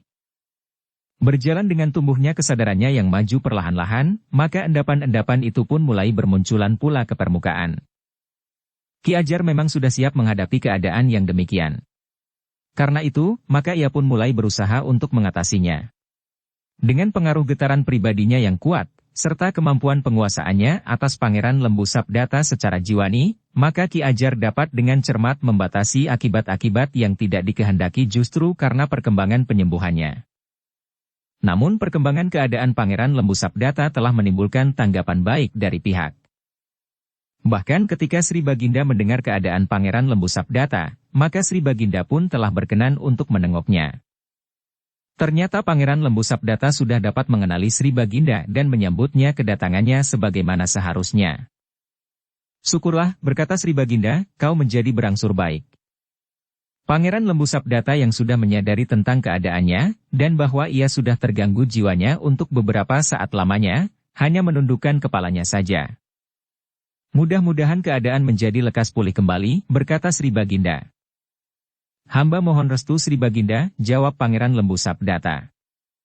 Dengan angan-angan yang berkembang di dalam dirinya Sri Baginda kemudian meninggalkan kurungan Pangeran Lembu Sabdata. Namun seperti yang pernah dikatakannya, ia justru mulai memikirkan, bahwa Pangeran Lembu Sabdata akan menjadi sadar bahwa ia telah mengalami perlakuan yang sangat menekan, karena ia telah dikurung untuk waktu yang tidak ditentukan, sehingga seakan-akan pangeran yang masih terhitung muda itu telah kehilangan masa depannya sama sekali. Tetapi melihat wujud lahiriahnya, keadaannya menjadi jauh lebih baik. Pakaiannya menjadi semakin teratur dan biliknya menjadi semakin bersih. Sementara itu, Pangeran Lembu Sabdata mulai makan dengan wajar dan teratur, karena setiap saat Ki Ajar membisikkan di telinganya, keadaan jasmani pangeran harus baik sebelum pangeran mempunyai rencana-rencana lain yang lebih baik daripada tinggal di bilik yang sempit ini. Apa yang dapat aku lakukan? Bertanya Pangeran Lembu Sabdata. Mungkin pangeran memang harus berada di dalam bilik ini untuk waktu yang lama. Tetapi keadaan wadak pangeran harus tetap baik, jawab Ki Ajar. Pangeran Lembu Sabdata menarik nafas dalam-dalam. Tetapi untuk berada dalam kurungan itu tanpa batas waktu, rasa-rasanya memang sangat menjemukan. Pada saat ia sakit ingatan, maka ia sama sekali tidak merasakan kejemuan sama sek. Ali. Ia berada di tempatnya tanpa kesadaran sama sekali. Namun dalam keadaan yang demikian maka ia akan dapat berbuat sesuatu di bawah batas peradaban. Karena itu, bagaimanapun juga, Pangeran Lembu Sabdata akhirnya memang memilih untuk tetap dalam kesadarannya. Pilihan itu telah membantu mempercepat kesembuhannya. Bahkan kemudian Pangeran Lembu Sabdata itu pun telah berusaha dengan sekuat tenaganya, sesuai dengan petunjuk Ki Ajar untuk segera sampai pada kesembuhan yang sebenarnya. Ki Ajar memang belum pernah mengatakan niatnya dalam keseluruhan. Ia baru berusaha untuk membuat Pangeran Lembu Sabdata menemukan kembali dirinya yang seakan-akan telah hilang. Pada tataran pertama, hanya itulah yang ingin diketemukan oleh Ki Ajar. Baru kelak, sebagaimana dikatakannya kepada muridnya, Ki Ajar akan datang lagi untuk mengambilnya. Kesembuhan yang semakin mantap itu membuat orang-orang yang berkepentingan dengan Pangeran Lembu Sabdata di Kediri merasa berterima kasih kepada pertapa tua itu. Dengan demikian, maka pelayanan atasnya menjadi semakin mudah dilakukan. Dari para petugas yang membersihkan biliknya sampai kepada Pangeran Singanarpada, merasa bahwa dengan kesembuhan itu, mereka akan menjadi lebih mudah berhubungan. Namun Pangeran Singanarpada sadar, bahwa dengan kesembuhan itu, maka Pangeran Lembu Sabdata akan menjadi beban yang semakin berat baginya, karena sikap Pangeran Lembu Sabdata yang tentu akan kembali kepada sikapnya semula. Demikianlah, pada satu saat, Ki Ajar telah menghadap Pangeran Singanarpada bersama Ki Satmaya untuk melaporkan bahwa menurut penilaian Ki Ajar, Pangeran Lembu Sabdata telah menjadi sembuh. Ian sudah menyadari dirinya sepenuhnya dan telah menemukan pribadinya kembali secara utuh. Terima kasih Ki Ajar, berkata Pangeran Singanarpada, sudah sepantasnya kami menyatakan perasaan terima kasih kami bukan sekedar dengan ucapan-ucapan. Mungkin Ki Ajar mempunyai kebutuhan yang barangkali kami akan dapat memenuhinya. Ah, sahut Ki Ajar, tidak ada kebutuhan apapun juga bagi orang seperti aku Pangeran. Aku hidup dalam serba kecukupan di Padepokan. Kami di Padepokan menanam segala kebutuhan makan kami. Dan kami di Padepokan dapat menenun sendiri untuk kebutuhan pakaian kami. Karena itu, maka kami tidak lagi mempunyai kebutuhan apapun lagi. Semua kebutuhan kami telah terpenuhi. Aku percaya Ki Ajar. Tetapi sebagai manusia yang hidup dalam pergaulan sesama, maka tentu mempunyai kebutuhan yang justru menjadi ciri kehidupan kita. Terima kasih Pangeran, jawab Ki Ajar, hamba tidak memerlukan apa-apa. Namun jika Pangeran mempunyai rasa belas kasihan kepada kami, maka yang kami perlukan adalah berbagai macam benih yang akan dapat kami tanam di kebun-kebun kami. Pangeran Singanarpada mengerutkan keningnya. Namun katanya kemudian, sungguh satu hal yang sangat menggetarkan hati. Baiklah Ki Ajar. Aku akan menghadap Sri Baginda dan menyampaikan permintaan Ki Ajar. Tetapi seandainya Sri Baginda berkenan memberikan berbagai macam benih maka tentu akan diberikan bersama pedatinya sekaligus dan sapi-sapi penariknya. Ki Ajar pernah memelihara lembu? Ki Ajar itu termangu-mangu sejenak. Namun kemudian katanya, di Padepokan kami memang terdapat beberapa ekor lembu yang dapat membantu kami dalam kerja kami di sawah. Baiklah, berkata Pangeran Singanarpada, aku akan menghadap Sri Baginda. Jika Sri Baginda berkenan maka aku akan membawamu menghadap pada suatu saat. Terima kasih Pangeran. Kesempatan menghadap Sri Baginda adalah kesempatan yang sangat berarti bagiku, berkata Ki Ajar. Namun ternyata bahwa kesempatan itu didapatkannya. Sri Baginda memang merasa kagum, bahwa Ki Ajar itu berhasil menyembuhkan Pangeran Lembu Sabdata sehingga pulih seperti sedia kala. Bahkan Pangeran Lembu Sabdata mampu mengingat apa yang pernah terjadi sebelum ia mengalami goncangan dengan kematian Pangeran Kuda Permati. Dengan rendah hati Ki Ajar yang kemudian menghadap Sri Baginda bersama Ki Satmaya dan Senapati yang menghubungkannya dengan Pangeran Singanarpada, menyerahkan Pangeran Lembu Sabdata kepada Sri Baginda. Mudah-mudahan penyakitnya tidak menjadi kambuh lagi, berkata pertapa tua itu, namun keinginan Pangeran Lembu Sabdata sendiri untuk tetap menyadari keadaan dirinya dan berpegang kepada kepribadiannya akan membantu menjauhkan kemungkinan untuk kambuh lagi. Sri Baginda mengangguk-angguk. Katanya, Pangeran Singanarpada telah mengatakan kepadanya, apa yang dibutuhkan oleh Padepokan. Aku setuju dengan pendapatnya, bahwa kau akan membawa sebuah pedati yang penuh dengan benih-benih yang akan dapat kau tanam di Padepokanmu. Selain benih-benih itu, maka pedati itu mungkin akan sangat berarti bagi Padepokanmu. Hamba Sri Baginda, jawab Ki Ajar sambil menunduk dalam-dalam, adalah kurnia yang tiada taranya. Hamba dan para cantrik akan menerima dengan ucapan terima kasih yang tidak terhingga. Demikianlah, maka Sri Baginda di Kediri telah memerintahkan Pangeran Singanarpada untuk menyediakan sebagaimana dikehendakinya seperti biji-bijian yang akan menjadi benih yang dapat ditanam di kebun padepokannya dan mungkin di Pategalan berulang kali Ki Ajar mengucapkan terima kasih. Demikian pula ketika ia sudah berada di rumah sahabatnya, Ki Satmaya. Ternyata aku mendapat kurnia yang besar sekali, berkata Ki Ajar. Ki Satmaya tersenyum katanya, tetapi pengobatan yang kau berikan benar-benar tidak dapat dinilai dengan apapun juga. Jauh lebih besar dari sepedati emas sekalipun. Karena kau telah membantu Pangeran Lembu Sabdata menemukan dirinya kembali. Aku memang tidak banyak berkepentingan selain perasaan belas kasihan semata-mata karena aku memang belum pernah berhubungan dengan pangeran itu. Namun kesembuhannya membuat aku ikut bergembira. Yang aku lakukan tidak lebih dari kewajiban semata-mata. Bukankah kita berkewajiban menolong sesama apabila kita mampu melakukannya? Bertanya Ki Ajar. Dan yang diberikan kepadamu itu sama sekali tidak berarti apa-apa bagi Sri Baginda. Tidak lebih dari sebutir debu di antara banyaknya pasir di pesisir. Hanya sebuah pedati yang berisi biji-bijian untuk benih, berkata Ki Satmaya. Tetapi yang bagi kami, seisi padepokan, pedati dan isinya itu akan sangat berharga sekali, jawab Ki Ajar. Pergunakan sebaik-baiknya. Mudah-mudahan akan memenuhi seluruh pategalanmu, berkata Ki Satmaya sambil tersenyum. Dengan demikian, maka ketika tiba saatnya, setelah minta diri kepada semua pihak termasuk Pangeran Lembu Sabdata sendiri, maka Ki Ajar pun meninggalkan kota raja.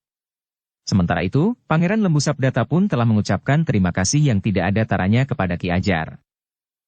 Namun, yang kemudian tidak disadari oleh Pangeran Lembu Sabdata, bahwa di dalam penyembuhan itu, getaran-getaran pribadi Ki Ajar telah mencengkam pribadi Pangeran Lembu Sabdata yang telah diketemukannya kembali. Pengaruh Ki Ajar tanpa terasa benar-benar telah menguasai pribadi Pangeran Lembu Sabdata, sehingga pangeran itu merasa bahwa hidupnya seakan-akan tergantung kepada Ki Ajar yang telah menyembuhkannya. Perasaan berhutang budi benar-benar telah berkembang menjadi perasaan tunduk siap melakukan segala perintahnya. Dan sebenarnya lah pribadi Pangeran Lembu Sabdata yang telah ditemukannya kembali itu sudah diwarnai oleh pengaruh kekuatan pribadi Ki Ajar yang ingin pada suatu saat mengambilnya dari kurungannya. Selain Pangeran Lembu Sabdata tidak menyadarinya, maka hal itu sama sekali tidak nampak oleh siapapun. Tidak seorang pun yang mengetahui apa yang telah terjadi di dalam diri Pangeran Lembu Sabdata selain kesembuhan. Beberapa pihak telah menyatakan perasaan syukurnya, bahwa Pangeran Lembu Sabdata benar-benar telah sembuh, termasuk Pangeran Singanarpada sendiri, meskipun ia sadar, bahwa ia akan lebih banyak mengalami kesulitan menghadapi pangeran yang sudah menjadi sembuh itu. Tetapi ternyata dugaan Pangeran Singanarpada itu menilik gelar kewadagannya, justru tidak terjadi. Setelah Pangeran Lembu Sabdata itu sembuh, maka ia tidak terlalu banyak membuat orang lain kebingungan. Ia menerima apa yang ada baginya. Dan ia tidak pernah berusaha untuk melakukan sesuatu yang bertentangan dengan keharusan yang diterapkan kepadanya. Pangeran Lembu Sabdata itu menjadi tunduk kepada segala perintah dan melakukan segala kewajibannya sebaik-baiknya. Justru karena itu, maka betapapun kerasnya hati Pangeran Singanarpada kepada orang-orang yang menentang kuasa Sri Baginda, akhirnya menjadi luluh juga. Apalagi Pangeran Lembu Sabdata adalah masih kadang sendiri. Seorang pangeran yang sebenarnya sangat dikasihi oleh Sri Baginda sendiri, meskipun ternyata telah menentangnya dengan mati-matian sehingga telah jatuh korban yang tidak terhitung banyaknya. Namun kemudian sikap Pangeran Lembu Sabdata di bawah pengaruh sikap Pangeran Kuda Permati yang telah terbunuh itu sempat menumbuhkan kebingungan di hati Baginda. Kebingungan itulah yang membuat segalanya justru berlarut. Bahwa ia berusaha untuk mengekang Pangeran Singanarpada, telah memberikan kesempatan kepada Pangeran Kuda Permati untuk memperluas jaringan mautnya. Sehingga pada saat Pangeran Singanarpada mendapat kesempatan untuk bertindak, jaringan itu telah menjerat seluruh kota raja dan sekitarnya. Untunglah bahwa Panji Sempanamurti telah bertindak sesuai dengan cara yang ditempuh oleh Pangeran Singanarpada, sehingga kekuatan Pangeran Kuda Permati sebagian telah terkekang di perbatasan utara. Namun dalam pada itu, sisa-sisa kegarangan dan keras hati tidak lagi nampak pada Pangeran Lembu Sabdata setelah ia sembuh. Ia tidak lebih dari tahanan-tahanan yang lain dalam sikap dan perbuatan. Namun justru karena ia seorang pangeran maka pelayanan atas dirinya agak lebih baik dari pelayanan terhadap tahanan-tahanan yang lain. Tetapi di balik sikap dan wujud kewadagannya, maka tersimpan satu rencana yang rumit yang telah disusun oleh Ki Ajar yang berada di tempat yang jauh dari kota raja.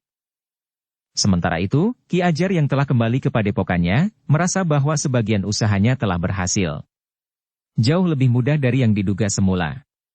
Selain Ki Ajar itu sudah dapat berhubungan dengan Pangeran Lembu Sabdata dan mengikat pribadinya, maka ia pun telah mengenali lingkungan tahanan itu dengan sebaik-baiknya, sehingga pada suatu saat, ia akan dapat melakukan rencananya dengan sebaik-baiknya. Mengambil Pangeran Lembu Sabdata. Namun dalam pada itu, sebelum Ki Ajar melakukan rencananya, ia masih sempat memanfaatkan hadiah yang diterimanya dari Sri Baginda. Sepedati biji-bijian yang dapat dijadikan benih untuk ditanam di kebun Pategalan.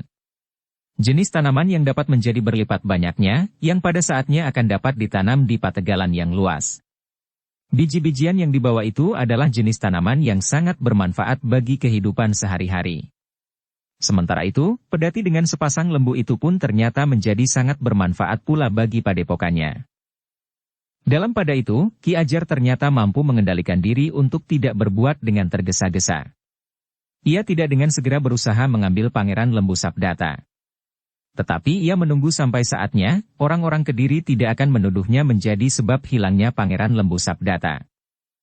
Sementara itu, Pangeran Lembu Sabdata sendiri memang tidak menunjukkan sesuatu yang menarik. Justru ia nampak menjadi semakin jinak. Dan bahkan seakan-akan ia sama sekali sudah tidak mempunyai niat apapun juga. Dengan sikapnya itu, maka para penjaganya justru menjadi iba. Pangeran yang masih muda dan garang itu seakan-akan telah kehilangan gairah hidupnya. Ia sudah pasrah apa yang akan terjadi atas dirinya. Yang dilakukannya sehari-hari adalah merenungi keadaannya. Sekali-sekali berbicara dengan para penjaganya dengan ramah. Namun Pangeran Lembu Sabdata tidak pernah lagi menolak pelayanan yang diberikan kepadanya. Ia selalu makan dengan lahapnya makanan yang diberikan kepadanya. Demikian malam turun maka ia pun segera naik ke pembaringannya dan sejenak kemudian pangeran itu pun telah tertidur dengan nyenyaknya. Dengan demikian, maka para penjaganya itu menduga bahwa pangeran yang masih muda itu benar-benar sudah tidak lagi mempunyai satu keinginan pun. Ia sudah pasrah dengan bulat untuk menjalani hukuman sampai kapanpun. Sebenarnya lah, bahwa kesan yang demikian itulah yang dikehendaki oleh Ki Ajar, agar dengan demikian, maka orang-orang yang mengawasinya akan menjadi lengah dan kehilangan kewaspadaan. Bahkan Pangeran Singanarpada sendiri, setelah melihat keadaan dan perkembangan Pangeran Lembu Sabdata merasakan betapa pangeran itu telah kehilangan gairah hidupnya sama sekali.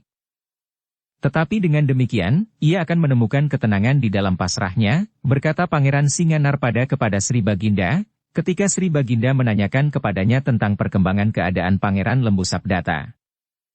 Namun sementara itu, Sri Baginda itu pun bertanya, tetapi apakah tidak ada kemungkinan, bahwa pada suatu saat Lembu Sabdata itu dibebaskan dari kurungannya? Tentu SN Baginda jawab Pangeran Singanarpada, hal itu dapat dilakukan kapan saja atas perintah Sri Baginda. Namun kita harus yakin, bahwa pembebasan itu akan dapat memberikan keuntungan bagi jalan hidup Pangeran Lembu Sabdata sehingga ia tidak mengalami kesesatan lagi seperti yang pernah terjadi. Sri Baginda hanya menarik nafas dalam-dalam. Tetapi dalam keadaan yang demikian, ia tidak dapat berbuat menurut kehendaknya sendiri setelah Pangeran Kuda Permati terbunuh, dan perlawanannya dapat dipadamkan, maka semua mata seakan-akan telah diarahkan kepada Pangeran Singanarpada. Meskipun demikian, bukan berarti bahwa Pangeran Singanarpada tidak memikirkan kemungkinan seperti itu. Tetapi Pangeran Singanarpada menunggu sampai keadaan benar-benar mereda. Meskipun perang sudah selesai, tetapi masih saja ada orang yang saling berbincang dan menyaksikan sikap Pangeran Singanarpada. Beberapa orang yang sejak semula telah jatuh di bawah pengaruh Pangeran Kuda Permati masih menganggap bahwa langkah pilihan Pangeran Kuda Permati adalah pilihan yang paling tepat bagi Pangeran Kuda Permati. Orang-orang yang demikian memerlukan waktu untuk menerima satu keyakinan baru yang benar, berkata Pangeran Singanarpada kepada Sri Baginda. Karena itu, jika datang seseorang kepadanya untuk membakar lagi gejolak di dalam dadanya, maka api itu tentu akan menyala. Kesulitan akan terjadi lagi. Sri Baginda tidak segera menjawab. Namun setiap kali terasa jantungnya berdebar semakin cepat. Meskipun demikian, Sri Baginda tidak dapat mengambil sikap yang pasti dan meyakinkan dirinya sendiri. Sementara itu, di Padepokan, Ki Ajar sudah mulai dengan rencana-rencananya. Ia tidak mau api sudah menjadi padam sama sekali. Meskipun ia tidak ingin membakar Kediri seperti membakar daun kelapa kering, yang cepat menyala, namun dengan segera akan cepat pula padam. Namun ia ingin berbuat lebih baik dari yang pernah terjadi atas Pangeran Kuda Permati. Karena itu, maka semua langkah harus diperhatikan dengan cermat. Jika ia tergelincir, maka akan terulang kembalilah kepahitan yang pernah dialami oleh Pangeran Kuda Permati. Langkah yang pertama yang akan diambil oleh Pertapa itu adalah mengambil Pangeran Lembu Sabdata. Menempanya sehingga pangeran itu menjadi seorang yang pilih tanding, kemudian melepaskannya di medan untuk mencapai satu tujuan yang tidak akan pernah padam dari hati Pertapa itu dan orang-orang Kediri sejati. Dengan demikian, maka Pertapa itu pun telah mempersiapkan dirinya sebaik-baiknya bersama muridnya yang dianggapnya paling baik, yang sudah memiliki sebagian besar dari ilmu Ki Ajar itu sendiri. Kita akan mulai. Menurut perhitungan waktunya sudah cukup lama. Orang-orang Kediri tentu sudah melupakan apa yang pernah terjadi atas Pangeran Lembu Sabdata itu. Sehingga mereka tidak akan terlalu banyak memperhatikannya lagi. Namun mereka akan terkejut, bahwa pada suatu saat, bilik itu menjadi kosong dan Pangeran Lembu Sabdata tidak akan pernah mereka tangkap kembali, berkata Ki Ajar. Tetapi jika terjadi satu dugaan, bahwa hilangnya Pangeran Lembu Sabdata ada hubungannya dengan kita, karena Pangeran Singanarpada itu memiliki ketajaman pengamatan batin, serta berusaha untuk melacak sampai ke Padepokan ini lewat kisat maya, apakah yang dapat kita lakukan? Bertanya Putut itu. Kita tidak akan membawa Pangeran Lembu Sabdata ke Padepokan ini. Kita akan membuat satu pemukiman terpisah yang akan menjadi perapian yang akan membakar Pangeran Lembu Sabdata sebelum ia turun ke medan yang sebenarnya ia akan mengalami tempaan yang kuat lahir dan batinnya. Berkata Ki Ajar. Salah satu jalan yang akan ditempuh, berkata Ki Ajar, tetapi ia harus memiliki sesuatu yang tidak dimiliki oleh Pangeran Kuda Permati. Pututnya yang setia itu mengangguk-angguk. Namun ia masih bertanya, apakah Pangeran Lembu Sabdata kelak akan mempergunakan cara sebagaimana dilakukan oleh Pangeran Kuda Permati. Memiliki apa guru? Bertanya Putut itu. Ki Ajar itu termangu-mangu. Namun akhirnya ia berkata, kau adalah satu-satunya orang yang dapat mengetahuinya karena itu, maka aku minta bahwa kau bertanggung jawab atas apa yang kau ketahui. Putut itu tidak menjawab. Tetapi ia justru menundukkan kepalanya. Ia tahu apa arti pesan gurunya itu. Dengan nada datar gurunya itu pun kemudian berkata, ada sesuatu yang diabaikan oleh Pangeran Kuda Permati. Sebenarnya bukan salah Pangeran Kuda Permati saja. Aku pun waktu itu tidak bertindak dengan pasti. Aku masih berharap bahwa sikap ragu-ragu Sri Baginda akan menguntungkan Pangeran Kuda Permati. Namun ternyata dugaan itu salah sekali. Ternyata Sri Baginda telah menjatuhkan perintah kepada Pangeran Singanarpada untuk menumpas habis pasukan Pangeran Kuda Permati. Bahkan cara yang licik telah dijemputnya. Ia melepaskan Putri Purnadewi, istri Pangeran Kuda Permati untuk membunuhnya meskipun ia juga harus membunuh diri. Putut itu mengangguk-angguk kecil, sementara gurunya berkata selanjutnya, waktu itu aku tidak dengan pasti minta agar Pangeran Kuda Permati sebelum melangkah, lebih dahulu mengambil pertanda kebesaran Raja-Raja Kediri. Tanda kebesaran itu bukan sekedar memberikan kemegahan, tetapi lebih daripada itu, karena di dalamnya tersimpan wahyu keraton. Siapa yang menyimpannya, maka ia akan kuat menjadi raja di Kediri. Waktu itu, aku tidak sependapat bahwa Pangeran Kuda Permati benar-benar akan merebut tahta. Ia hanya akan mengangkat derajat Kediri, sementara Sri Baginda masih tetap di atas tahta. Karena itu, maka tanda kebesaran itu tidak diperlukan. Namun ternyata perjuangan Pangeran Kuda Permati gagal. Sementara Sri Baginda benar-benar telah menjatuhkan perintah untuk menghancurkan Pangeran Kuda Permati. Putut itu mengangguk-angguk. Katanya, jadi menurut guru, kita tidak perlu lagi menghormat Sri Baginda agar tahta Kediri tetap di tangannya. Apa boleh buat, berkata Ki Ajar, kita akan merenggut benda itu, dan kemudian menurunkan Pangeran Lembu Sabdata yang juga salah seorang keluarga istana yang tentu akan kuat mewarisi tahta dengan kekuatan tanda kebesaran itu. Namun Putut itu kemudian bertanya, apakah wujud tanda kebesaran itu senjata? Gurunya menggeleng. Katanya, bukan. Bukan berupa senjata yang bertuah.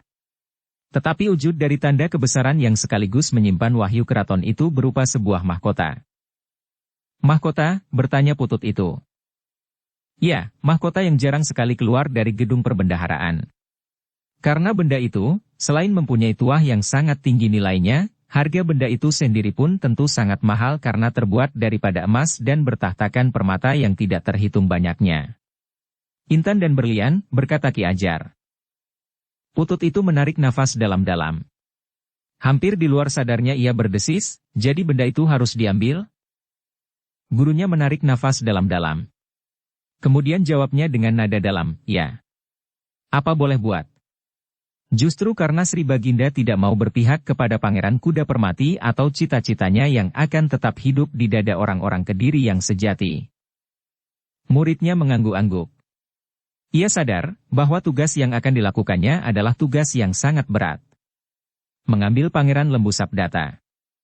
Kemudian mengambil pusaka mahkota yang tersimpan di dalam gedung perbendaharaan yang dijaga kuat. Tetapi hal itu sudah menjadi tekad gurunya, sehingga Putut itu hanya akan dapat melakukannya apapun yang mungkin dapat terjadi dengan dirinya. Demikianlah, maka segala persiapannya telah dilakukan. Sekali lagi Ki Ajar minta diri kepada para cantrik yang akan menunggui padepokan. Berapa lama guru akan pergi? Bertanya salah seorang cantriknya. Tidak lebih dari 10 hari, jawab pertapa itu. 10 hari, ulang cantriknya. 10 hari menurut hitunganku, jawab Ki Ajar sambil tersenyum. Ah, tentu seperti pada saat guru pergi beberapa saat yang lampau. Guru juga mengatakan hanya 10 hari. Tetapi ternyata sampai berlipat 3, jawab cantriknya. Pertapa itu hanya tersenyum saja. Tetapi seperti yang dikatakan oleh cantrik-cantriknya, ia memang mungkin memerlukan waktu lebih dari 10 hari. Namun mungkin justru lebih pendek. Ia harus dengan cepat dapat mengambil Pangeran Lembu Sabdata dan membawanya ke padepokan. Tidak lebih dari sehari. Di hari berikutnya ia harus membawa Pangeran Lembu Sabdata ke sebuah gubuk kecil yang sudah dipersiapkan. Gubuk kecil yang jauh terpencil, sehingga tidak akan mungkin diketemukan oleh orang-orang Kediri. Bahkan seandainya orang-orang Kediri itu mendekati gubuk itu, maka Pangeran Lembu Sabdata akan dengan mudah bersembunyi di hutan yang tidak jauh dari gubuk itu. Di gubuk itulah Pangeran Lembu Sabdata harus menempa diri lahir dan batin di bawah bimbingan pertapa itu, sehingga pada suatu saat Pangeran Lembu Sabdata akan memiliki ilmu sebagaimana Pangeran Kuda Permati. Demikianlah, pada saatnya, maka pertapa itu telah berangkat ke kota raja bersama pulutnya. Tetapi mereka tidak akan pergi ke rumah Ki Satmaya. Mereka akan berada di tempat yang tersembunyi sebagaimana sudah mereka tentukan pada saat mereka berada di kota raja cukup lama sambil mengobati Pangeran Lembu Sabdata. Ternyata semuanya berjalan sebagaimana mereka rencanakan. Kedua orang itu berada di sebuah padang perdu yang terbuka di luar kota raja. Namun dari tempat mereka bersembunyi mereka dapat mencapai tujuan untuk waktu yang tidak terlalu lama. Namun demikian pada hari-hari pertama, mereka pun telah menyiapkan sebuah persembunyian di dalam kota raja. Mereka telah menemukan sebuah bangunan lama yang rusak dan tidak terpelihara, sehingga mereka dapat mempergunakan bangunan itu sebagai tempat bersembunyi dalam keadaan memaksa, jika mereka tidak sempat meloncati dinding dan keluar ke padang perdu. Dengan cermat keduanya mempersiapkan segala sesuatunya yang mereka perlukan.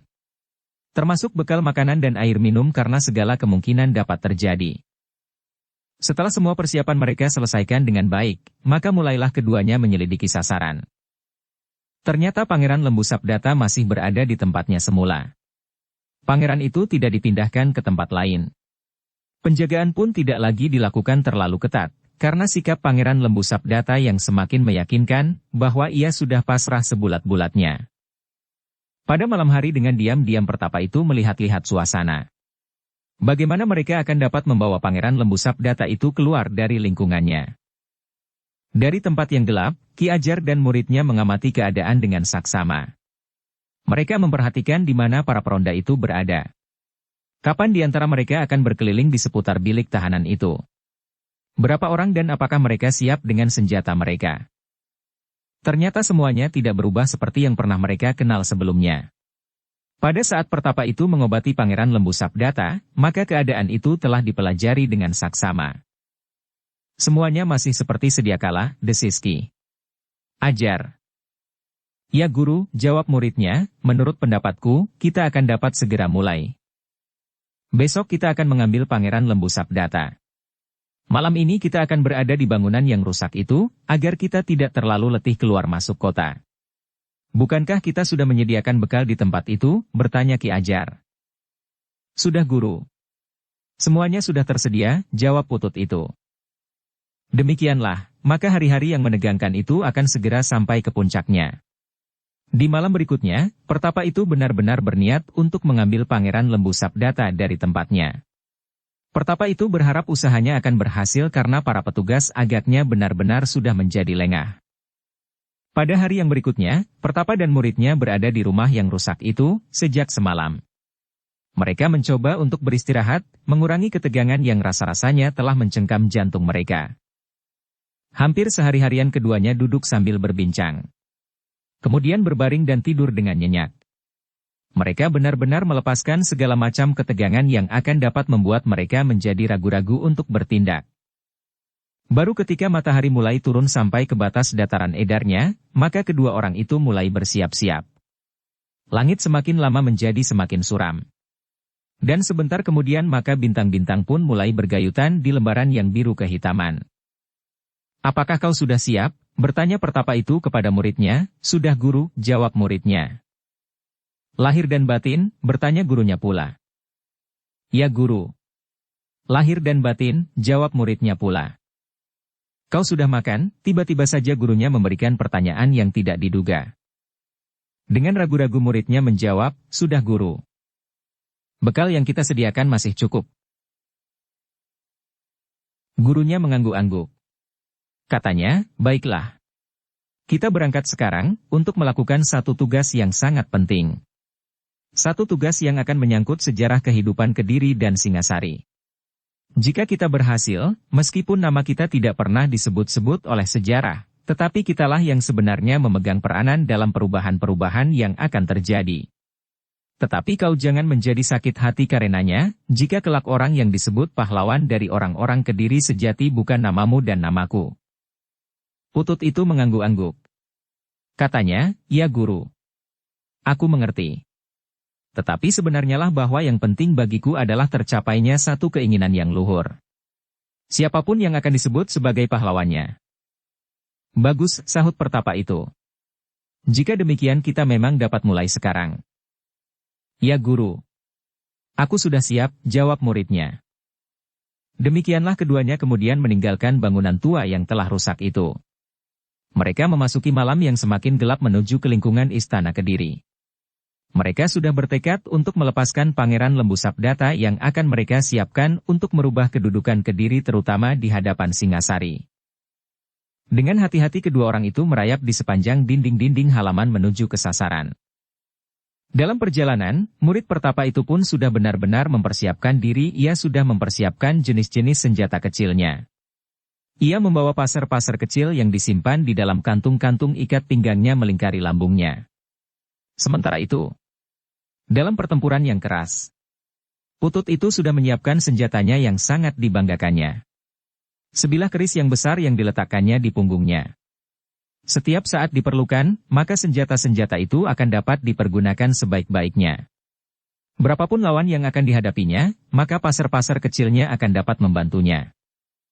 Tetapi mungkin Pangeran Lembu Sabdata sendiri sudah tidak mempunyai keinginan untuk berbuat sesuatu, berkata Putut itu di dalam hatinya, sehingga ia tidak dapat berharap bahwa dalam usaha melarikan diri, Pangeran Lembu Sabdata akan berusaha untuk melindungi dirinya sendiri jika terjadi benturan kekerasan. Semakin lama mereka menjadi semakin mendekati sasaran. Bilik yang dipergunakan untuk menahan Pangeran Lembu Sabdata memang berada di tempat yang sulit untuk dicapai. Meskipun tidak berada di lingkungan istana, tetapi letaknya tidak terlalu jauh. Dalam satu lingkungan yang memang disediakan untuk menahan dan mengurung keluarga istana yang melakukan kesalahan. Beberapa saat kemudian, mereka sudah berada di sekitar lingkungan tersebut. Satu lingkungan yang dibatasi oleh dinding yang cukup tinggi. Kita menunggu kesempatan, berkata pertapa itu. Untuk beberapa saat keduanya duduk di dalam kegelapan mengawasi lingkungan yang akan mereka masuki. Peronda, desis Putut itu. Pertapa itu mengangguk kecil. Katanya, peronda itu dalam saat-saat tertentu mengelilingi lingkungan yang dibatasi oleh dinding itu. Ya. Mereka akan berhenti di muka gardu dan kemudian duduk-duduk di antara para petugas yang lain, jawab Putut itu. Kau masih mengingat semuanya. Namun, jalan manakah yang paling baik kita lalui, bertanya Pertapa itu. Mereka akan meronda lagi mengelilingi tempat itu. Namun kita akan sempat meloncat dari sudut di dekat pohon mulwa itu. Jika kita melompat di sudut itu, maka kita akan berada di dekat sumur. Aku pernah mengambil air di sumur itu dan memperhatikan sudut dinding itu dengan saksama. Di sebelah sumur itu ada sebuah bangunan kecil. Tempat untuk menyimpan makanan kuda. Rumput dan kulit padi, berkata Putut itu. Baiklah. Kita akan masuk dengan meloncati dinding di sudut itu, berkata gurunya.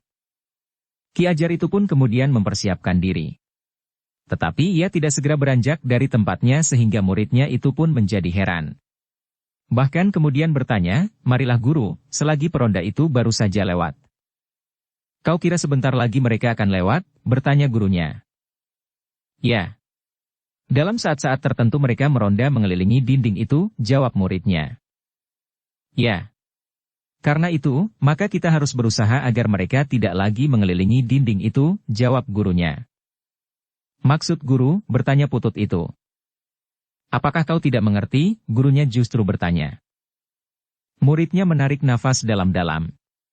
Namun kemudian ia pun mengangguk-angguk. Gumamnya, apakah guru akan mengeterapkannya? Gurunya tersenyum sambil menjawab, ya. Aku akan mengeterapkannya. Aku tidak mempunyai pilihan lain. Aku ingin usahaku berhasil sepenuhnya. Tanpa banyak mengalami kesulitan. Muridnya menarik nafas dalam-dalam. Katanya, jika demikian maksud guru, maka terserahlah. Apakah kau tidak sependapat? Bertanya gurunya. Tentu saja aku sependapat guru. Semakin mudah tugas ini kita selesaikan, tentu semakin baik, jawab Putut itu. Baiklah. Aku akan mengeterapkannya. Dengan sirep yang kuat maka semua petugas tentu akan tertidur nyenyak. Jika ada satu atau dua orang yang terlepas dari pengaruh sirep itu, maka kita memang harus bertempur. Tetapi lawan kita tidak akan terlalu banyak. Putut itu mengangguk-angguk. Desisnya, jika ada yang terlepas dari sirep itu, apakah mereka tidak akan mengenali kita lagi? Memang mungkin. Karena itu, kita harus dapat menyamar diri. Jika tidak terpaksa sekali, kita tidak akan menunjukkan diri bahwa kita datang berdua. Jika mereka melihat kita datang berdua, maka mereka tentu akan menghubungkan jumlah itu dengan kehadiran kita beberapa saat yang lampau, saat kita mengobati Pangeran Lembu Sabdata, berkata gurunya. Agaknya Putut itu masih agak kurang jelas maksud gurunya, karena itu. Maka ia pun bertanya, apakah kita hanya boleh masuk seorang-seorang saja? Tentu tidak. Tetapi jika ada orang yang lepas dari sirep, maka mereka tidak boleh melihat bahwa kita berdua, jawab gurunya, karena itu, maka seorang di antara kita akan menyembunyikan diri. Muridnya mengangguk-angguk. Namun ia tidak bertanya lagi. Sejenak kemudian, maka gurunya itu pun duduk dengan kaki dan tangan bersilang. Ia ingin menempuh jalan yang paling aman. Karena itu, maka ia pun segera memusatkan nalar dan budinya, untuk membangunkan ilmu sirep yang akan dapat membuat semua orang di dalam lingkungan sasarannya menjadi tertidur nyenyak. Bantu aku, desis Ki Ajar itu. Muridnya pun telah mempelajari ilmu itu pula meskipun belum sempurna sebagaimana gurunya. Namun dengan kemampuan yang ada, maka ia akan dapat membantu mempertajam sirep yang dilontarkan oleh gurunya. Karena itu, maka kedua orang itu pun telah memusatkan ilmunya dan melontarkannya ke sasaran, satu lingkungan yang menjadi tempat menahan orang-orang yang bersalah dari lingkungan keluarga istana. Demikianlah maka sejenak kemudian, maka ilmu itu pun mulai menebar di atas sasaran. Udara yang tidak nampak oleh mata wadah rasa-rasanya telah berubah. Seakan-akan telah ditaburkan serbuk yang langsung mempengaruhi pernafasannya mereka sehingga orang-orang yang ada di dalam lingkungan itu pun telah menjadi mengantuk semuanya. Tidak seorang pun yang berusaha menahan diri dari cengkeraman perasaan kantuknya. Ternyata malam itu tidak seorang pun yang cukup kuat untuk mengatasi kekuatan sirep yang menerkam seluruh lingkungan itu.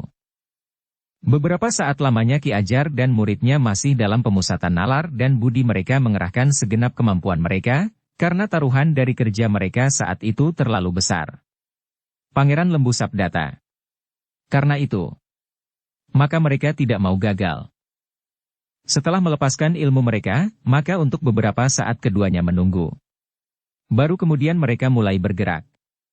Meskipun menurut perhitungan mereka, orang-orang yang bertugas di tempat itu sudah tertidur nyenyak, namun mereka tidak meninggalkan kewaspadaan, karena menurut dugaan mereka mungkin 1-2 orang mampu mengatasi kekuatan sirep itu.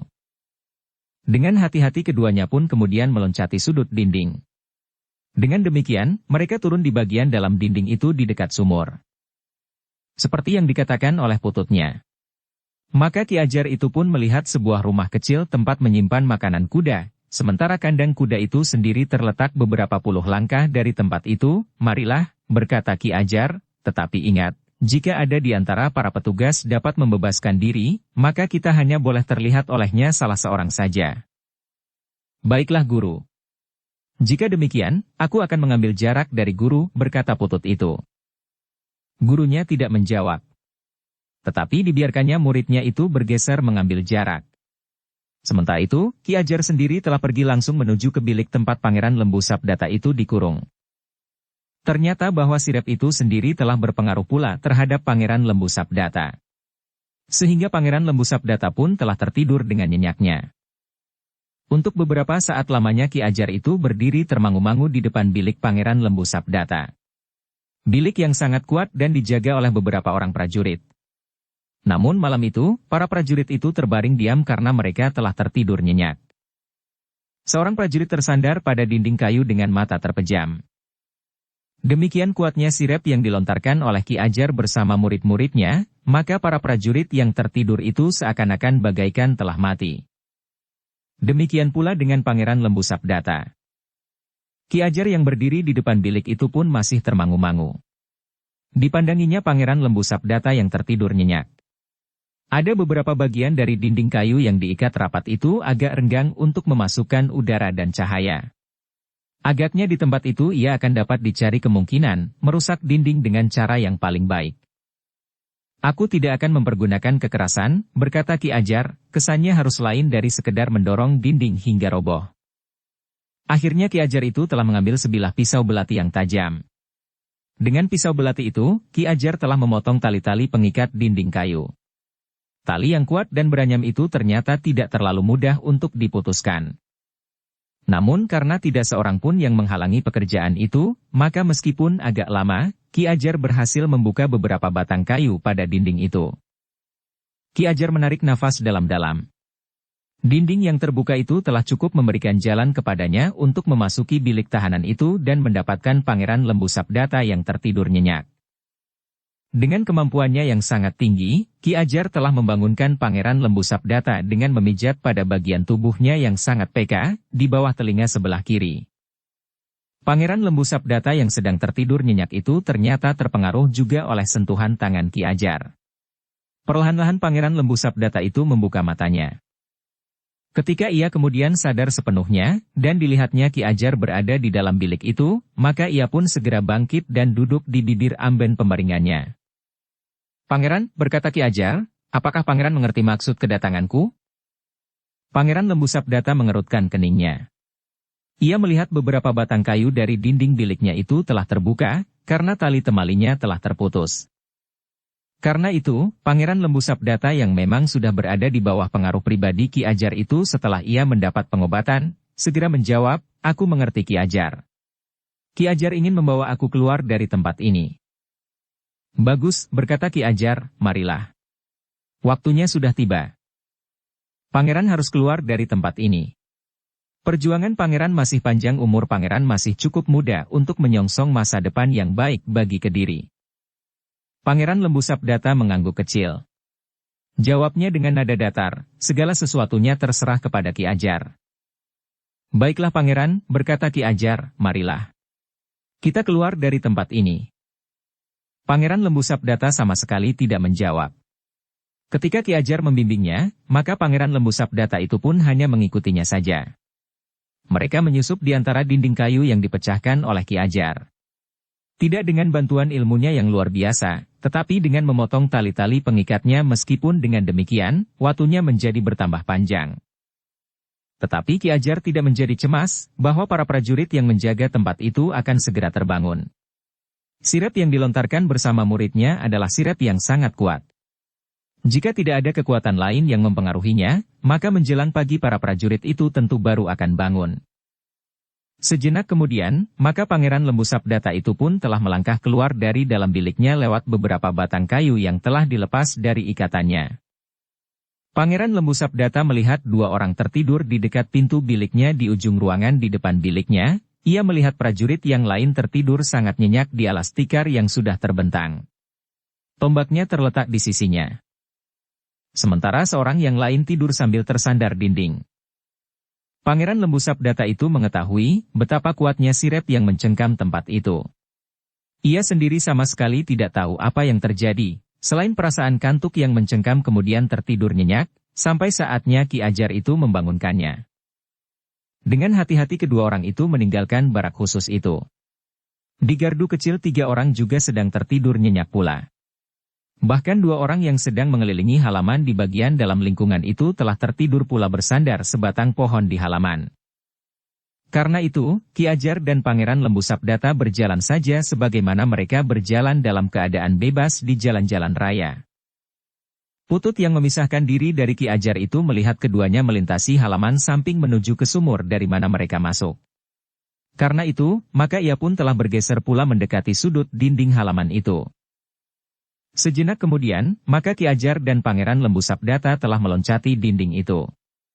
Demikian pula murid Ki Ajar itu pun telah menyusulnya pula. Ki Ajar tidak sendiri, bertanya Pangeran Lembu Sabdata. Tidak Pangeran. Aku datang berdua dengan muridku, sebagaimana saat aku mengobati Pangeran beberapa waktu yang lalu di tempat ini pula, jawab Ki Ajar. Pangeran Lembu Sabdata mengangguk-angguk. Ia sudah mengenal Putut itu pada saat Ki Ajar mengobatinya. Karena itu, maka ia tidak bertanya lagi tentang Putut itu. Demikianlah, malam itu ketiga orang itu telah berusaha keluar dari dinding kota. Mereka tidak boleh terkurung di dalam kota raja. Jika akhirnya diketahui bahwa Pangeran Lembu Sabdata sudah tidak ada di dalam biliknya, maka para prajurit tentu akan mencarinya di seluruh kota raja. Tetapi menurut perhitungan Ki Ajar, maka baru menjelang dini hari orang-orang yang terbius oleh ilmu sirepnya itu akan terbangun dan menyadari apa yang telah terjadi. Sementara itu, mereka bertiga telah jauh dari kota raja dan tidak lagi dapat diikuti jejak perjalanan mereka. Karena itu, menurut perhitungan Ki Ajar, maka prajurit-prajurit Kediri tidak akan dapat lagi menyusul mereka, apalagi Ki Ajar pun kemudian telah memilih jalan-jalan sempit dan yang jarang sekali dilalui orang. Namun karena ketiga orang itu memiliki kemampuan melampaui kebanyakan orang, maka perjalanan yang bagaimanapun beratnya dapat mereka tempuh dengan rancak dan seakan-akan tidak terjadi hambatan apapun juga mereka telah meninggalkan kota raja dengan meloncati dinding tanpa kesulitan. Kemudian menyusuri jalan kecil menjauhi dinding kota raja. Mereka melintasi sebuah sungai kecil dan naik ke tebing memasuki jalan bulak yang sempit. Selanjutnya, mereka memilih jalan yang tidak akan mungkin ditelusuri oleh para prajurit Kediri apabila mereka mengetahui bahwa bilik tahanan Pangeran Lembu Sabdata telah kosong. Sementara itu, para pengawal yang ditinggalkan dalam keadaan tertidur nyenyak, masih juga tertidur di tempatnya. 1-2 orang mulai menggeliat. Tetapi mereka kembali lagi tertidur sambil mendekur. Senjata-senjata mereka pun telah terlepas dari tangan. Tombak-tombak tersandar di dinding, sedangkan yang tertidur di halaman, tombak-tombak mereka justru terletak di tanah. Agaknya mereka memang masih belum akan terbangun. Kekuatan sirep yang mencengkam mereka memang terlalu kuat untuk dapat mereka lawan. Namun dalam pada itu, di istananya Pangeran Singanarpada justru merasa gelisah. Ia tidak dapat tidur nyenyak. Setiap kali ia terbangun dan bahkan seakan-akan terdengar suara memanggil-manggilnya. Ketajaman penggeraita Pangeran Singanarpada telah memaksanya untuk bangkit. Kegelisahannya itu telah memberikan berbagai macam dugaan. Namun yang sangat menggelisahkannya kemudian adalah justru Pangeran Lembu Sabdata. Pangeran Singanarpada berusaha untuk menyingkirkan dugaannya yang bukan-bukan. Ia percaya bahwa Pangeran Lembu Sabdata memang sudah berubah apalagi penjagaan di sekitar tempat tahanannya terlalu kuat untuk dapat ditembusnya. Meskipun Pangeran Lembu Sabdata memiliki kelebihan. Tetapi menurut pengenalan Pangeran Singanarpada, kemampuan Pangeran Lembu Sabdata masih belum ngegirisi sehingga masih akan dapat dikuasai oleh sekelompok prajurit yang bertugas. Bahkan seandainya terdapat kesulitan, maka para prajurit itu tentu akan memberikan isyarat dengan kentongan. Namun demikian Pangeran Singanarpada tidak berhasil mengekang perasaannya. Karena itu, maka ia pun kemudian turun ke halaman. Diperintahkannya beberapa orang pengawalnya untuk bersiap. Kemudian berkuda mereka telah pergi ke tempat Pangeran Lembu Sabdata ditahan. Ketika mereka memasuki lingkungan itu, maka betapa terkejutnya Pangeran Singanarpada. Sejak ia berada di pintu gerbang, dan mengetuk pintu yang tertutup tanpa ada seorang pun yang menyahut, jantungnya terasa berdebar semakin keras. Beberapa kali Pangeran Singanarpada mengetuk pintu gerbang. Namun tidak seorang pun yang menyahut membuka pintu. Bahkan suasana yang terasa menyentuh perasaannya, membuatnya semakin berdebar-debar. Sesuatu telah terjadi, berkata Pangeran Singanarpada. Ya Pangeran, jawab pengawalnya, tentu sesuatu telah terjadi. Aku merasakan satu pengaruh yang asing. Apakah kau merasa mengantuk? Bertanya Pangeran Singanarpada. Ya Pangeran. Rasa-rasanya udara terlalu segar, sehingga mata pun rasa-rasanya ingin terkatup, berkata pengawalnya itu. Jantung Pangeran Singanarpada berdegup semakin cepat. Karena itu, ia pun menjadi gelisah dan tidak sabar menunggu lebih lama lagi. Dengan lantang ia memerintahkan semua pengawalnya, katanya, bertahanlah terhadap pengaruh asing ini. Ada yang tidak wajar. Siapa yang tidak mampu mempertahankan kesadarannya, maka ia akan ketinggalan. Mungkin satu bencana akan menerkam kalian. Tidak ada yang menyahut namun para pengawal itu mendapat kesempatan untuk mempertahankan diri. Karena itu, maka mereka tidak segera terpengaruh dan jatuh tertidur apalagi sumber pengaruh itu telah pergi, dan pengaruh sirep itu perlahan-lahan telah susut namun Pangeran Singanarpada yang menjadi gelisah itu tidak dapat menahan diri lagi. Ia tidak lagi mengetuk pintu gerbang itu perlahan-lahan. Tetapi ia pun kemudian telah melangkah beberapa langkah mundur. Para pengawalnya yang telah mengenal watak dan sifat Pangeran Singanarpada itu pun telah menyibak. Mereka tahu, apa yang kira-kira akan dilakukan oleh Pangeran Singanarpada yang marah itu. Sebenarnya lah, sejenak kemudian Pangeran Singanarpada itu telah meloncat maju, kemudian tubuhnya berputar menyamping. Dengan loncatan panjang, tubuhnya menjadi bagaikan datar dengan tanah dengan kaki meluncur ke arah pintu gerbang itu. Satu benturan yang sangat kuat telah terjadi. Pintu gerbang yang kuat itu tiba-tiba saja telah pecah oleh kekuatan kaki Pangeran Singanarpada.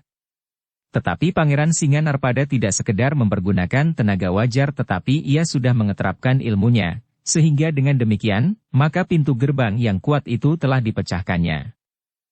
Dengan tidak sabar lagi, maka Pangeran Singanarpada dan para pengawalnya itu pun segera berloncatan memasuki pintu gerbang. Namun yang kemudian, mereka lihat benar-benar telah membuat jantung Pangeran Singanarpada bagaikan berhenti. Meskipun derak pintu yang pecah itu hampir memecahkan pula selaput telinga, namun beberapa orang pengawal pintu gerbang itu telah tertidur dengan nyenyaknya di gardu mereka. Gila, geram Pangeran Singanarpada. Ia sama sekali tidak menghiraukan orang-orang yang tertidur itu. Tetapi ia pun langsung berlari menuju ke bilik tahanan Pangeran Lembu Sabdata. Meskipun di lingkungan itu ada pula beberapa orang bangsawan yang ditahan dalam persoalan yang berbeda-beda, namun yang terpenting bagi Pangeran Singanarpada Lembu Sabdata, yang ditahan karena telah memberontak terhadap Kediri di bawah pengaruh Pangeran Kuda Permati. Sebenarnya lah, kemarahan Pangeran Singanarpada hampir saja memecahkan dadanya. Ternyata bahwa bilik kurungan Pangeran Lembu Sabdata telah terbuka. Beberapa batang kayu yang kokoh telah terlepas dari ikatannya, sementara beberapa orang penjaga tertidur dengan nyenyaknya. Gila, gila teriak Pangeran Singanarpada tetapi yang mendengar suaranya hanyalah para pengawalnya. Dalam ketegangan itu, serta kesadaran akan pengaruh sirap maka para pengawal Pangeran Singanarpada berhasil bertahan. Mereka dapat mengesampingkan perasaan kantuk yang sebenarnya juga meraba perasaan mereka. Namun dalam pada itu, satu kenyataan telah terjadi. Pangeran Lembu Sabdata telah terlepas dari bilik tahanannya. Kemarahan Pangeran Singanarpada tidak tertahankan lagi ketika ia menjumpai bilik itu benar-benar telah kosong.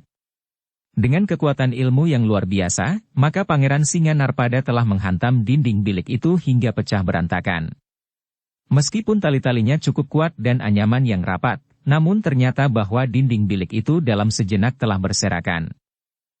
Tetapi sebenarnya lah, bahwa Pangeran Lembu Sabdata memang sudah tidak ada di dalamnya. Dengan suara lantang Pangeran Singanarpada kemudian berteriak, "Cari di seluruh halaman ini," sementara itu, yang lain supaya membunyikan tanda bahaya. Perintah itu tidak perlu diulang. Sejenak kemudian semua pengawal Pangeran Singanarpada telah tersebar di seluruh halaman, sementara seorang di antara mereka telah membunyikan kentongan dengan nada titir. Suara kentongan itu segera terdengar oleh para peronda di luar lingkungan itu. Dengan serta-merta mereka telah menyambut isyarat itu dan menyambungnya. Dengan demikian maka sejenak kemudian suara kentongan itu telah menjalar ke seluruh kota raja. Bahkan padukuhan-padukuhan di perbatasan pun telah ikut membunyikan tanda bahaya itu pula. Seluruh kota menjadi sibuk. Para prajurit berkeliaran hilir mudik. Namun ada di antara mereka yang dengan serta-merta sekedar mengamati keadaan sebelum mereka tahu pasti apa yang telah terjadi. Namun dengan demikian mereka akan dapat mencegah hal-hal yang tidak diharapkan. Baru beberapa saat kemudian, persoalannya menjadi jelas.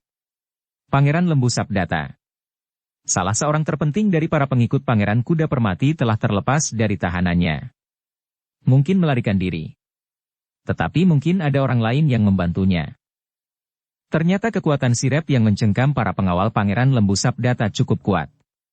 Baru beberapa saat kemudian, para pengawal itu berhasil dibangunkan.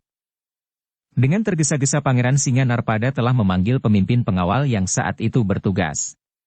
Dengan wajah yang memancarkan kemarahan tiada terhingga, Pangeran Singanarpada minta pertanggungan jawab pemimpin pengawal itu.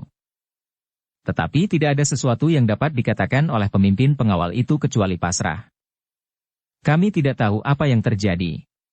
Tiba-tiba saja kami telah digulung oleh perasaan kantuk yang tidak terlawan," jawab pemimpin pengawal itu.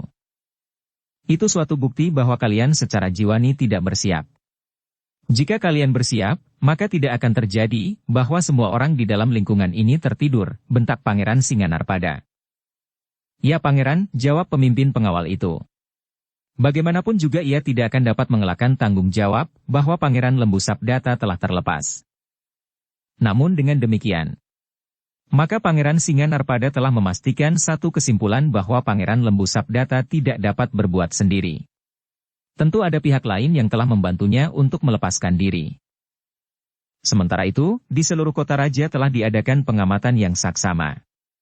Seolah-olah para prajurit telah memasuki semua pintu rumah. Dengan garang prajurit berusaha untuk menemukan seorang yang telah melarikan diri dari bilik kurungannya. Dan orang yang melarikan diri itu adalah Pangeran Sambu Sabdata. Malam itu Kediri benar-benar menjadi gempar. Prajurit berkuda hilir mudik di jalan-jalan raya. Setiap sudut kota telah diawasi oleh pasukan khusus sementara yang lain memasuki setiap halaman. Malam itu juga Pangeran Singanarpada telah menghadap Sri Baginda. Dengan cemas Pangeran Singanarpada melaporkan yang telah terjadi. Bersambung ke bab 74. Dukung kami dengan subscribe, follow, like, komen dan share. Terima kasih.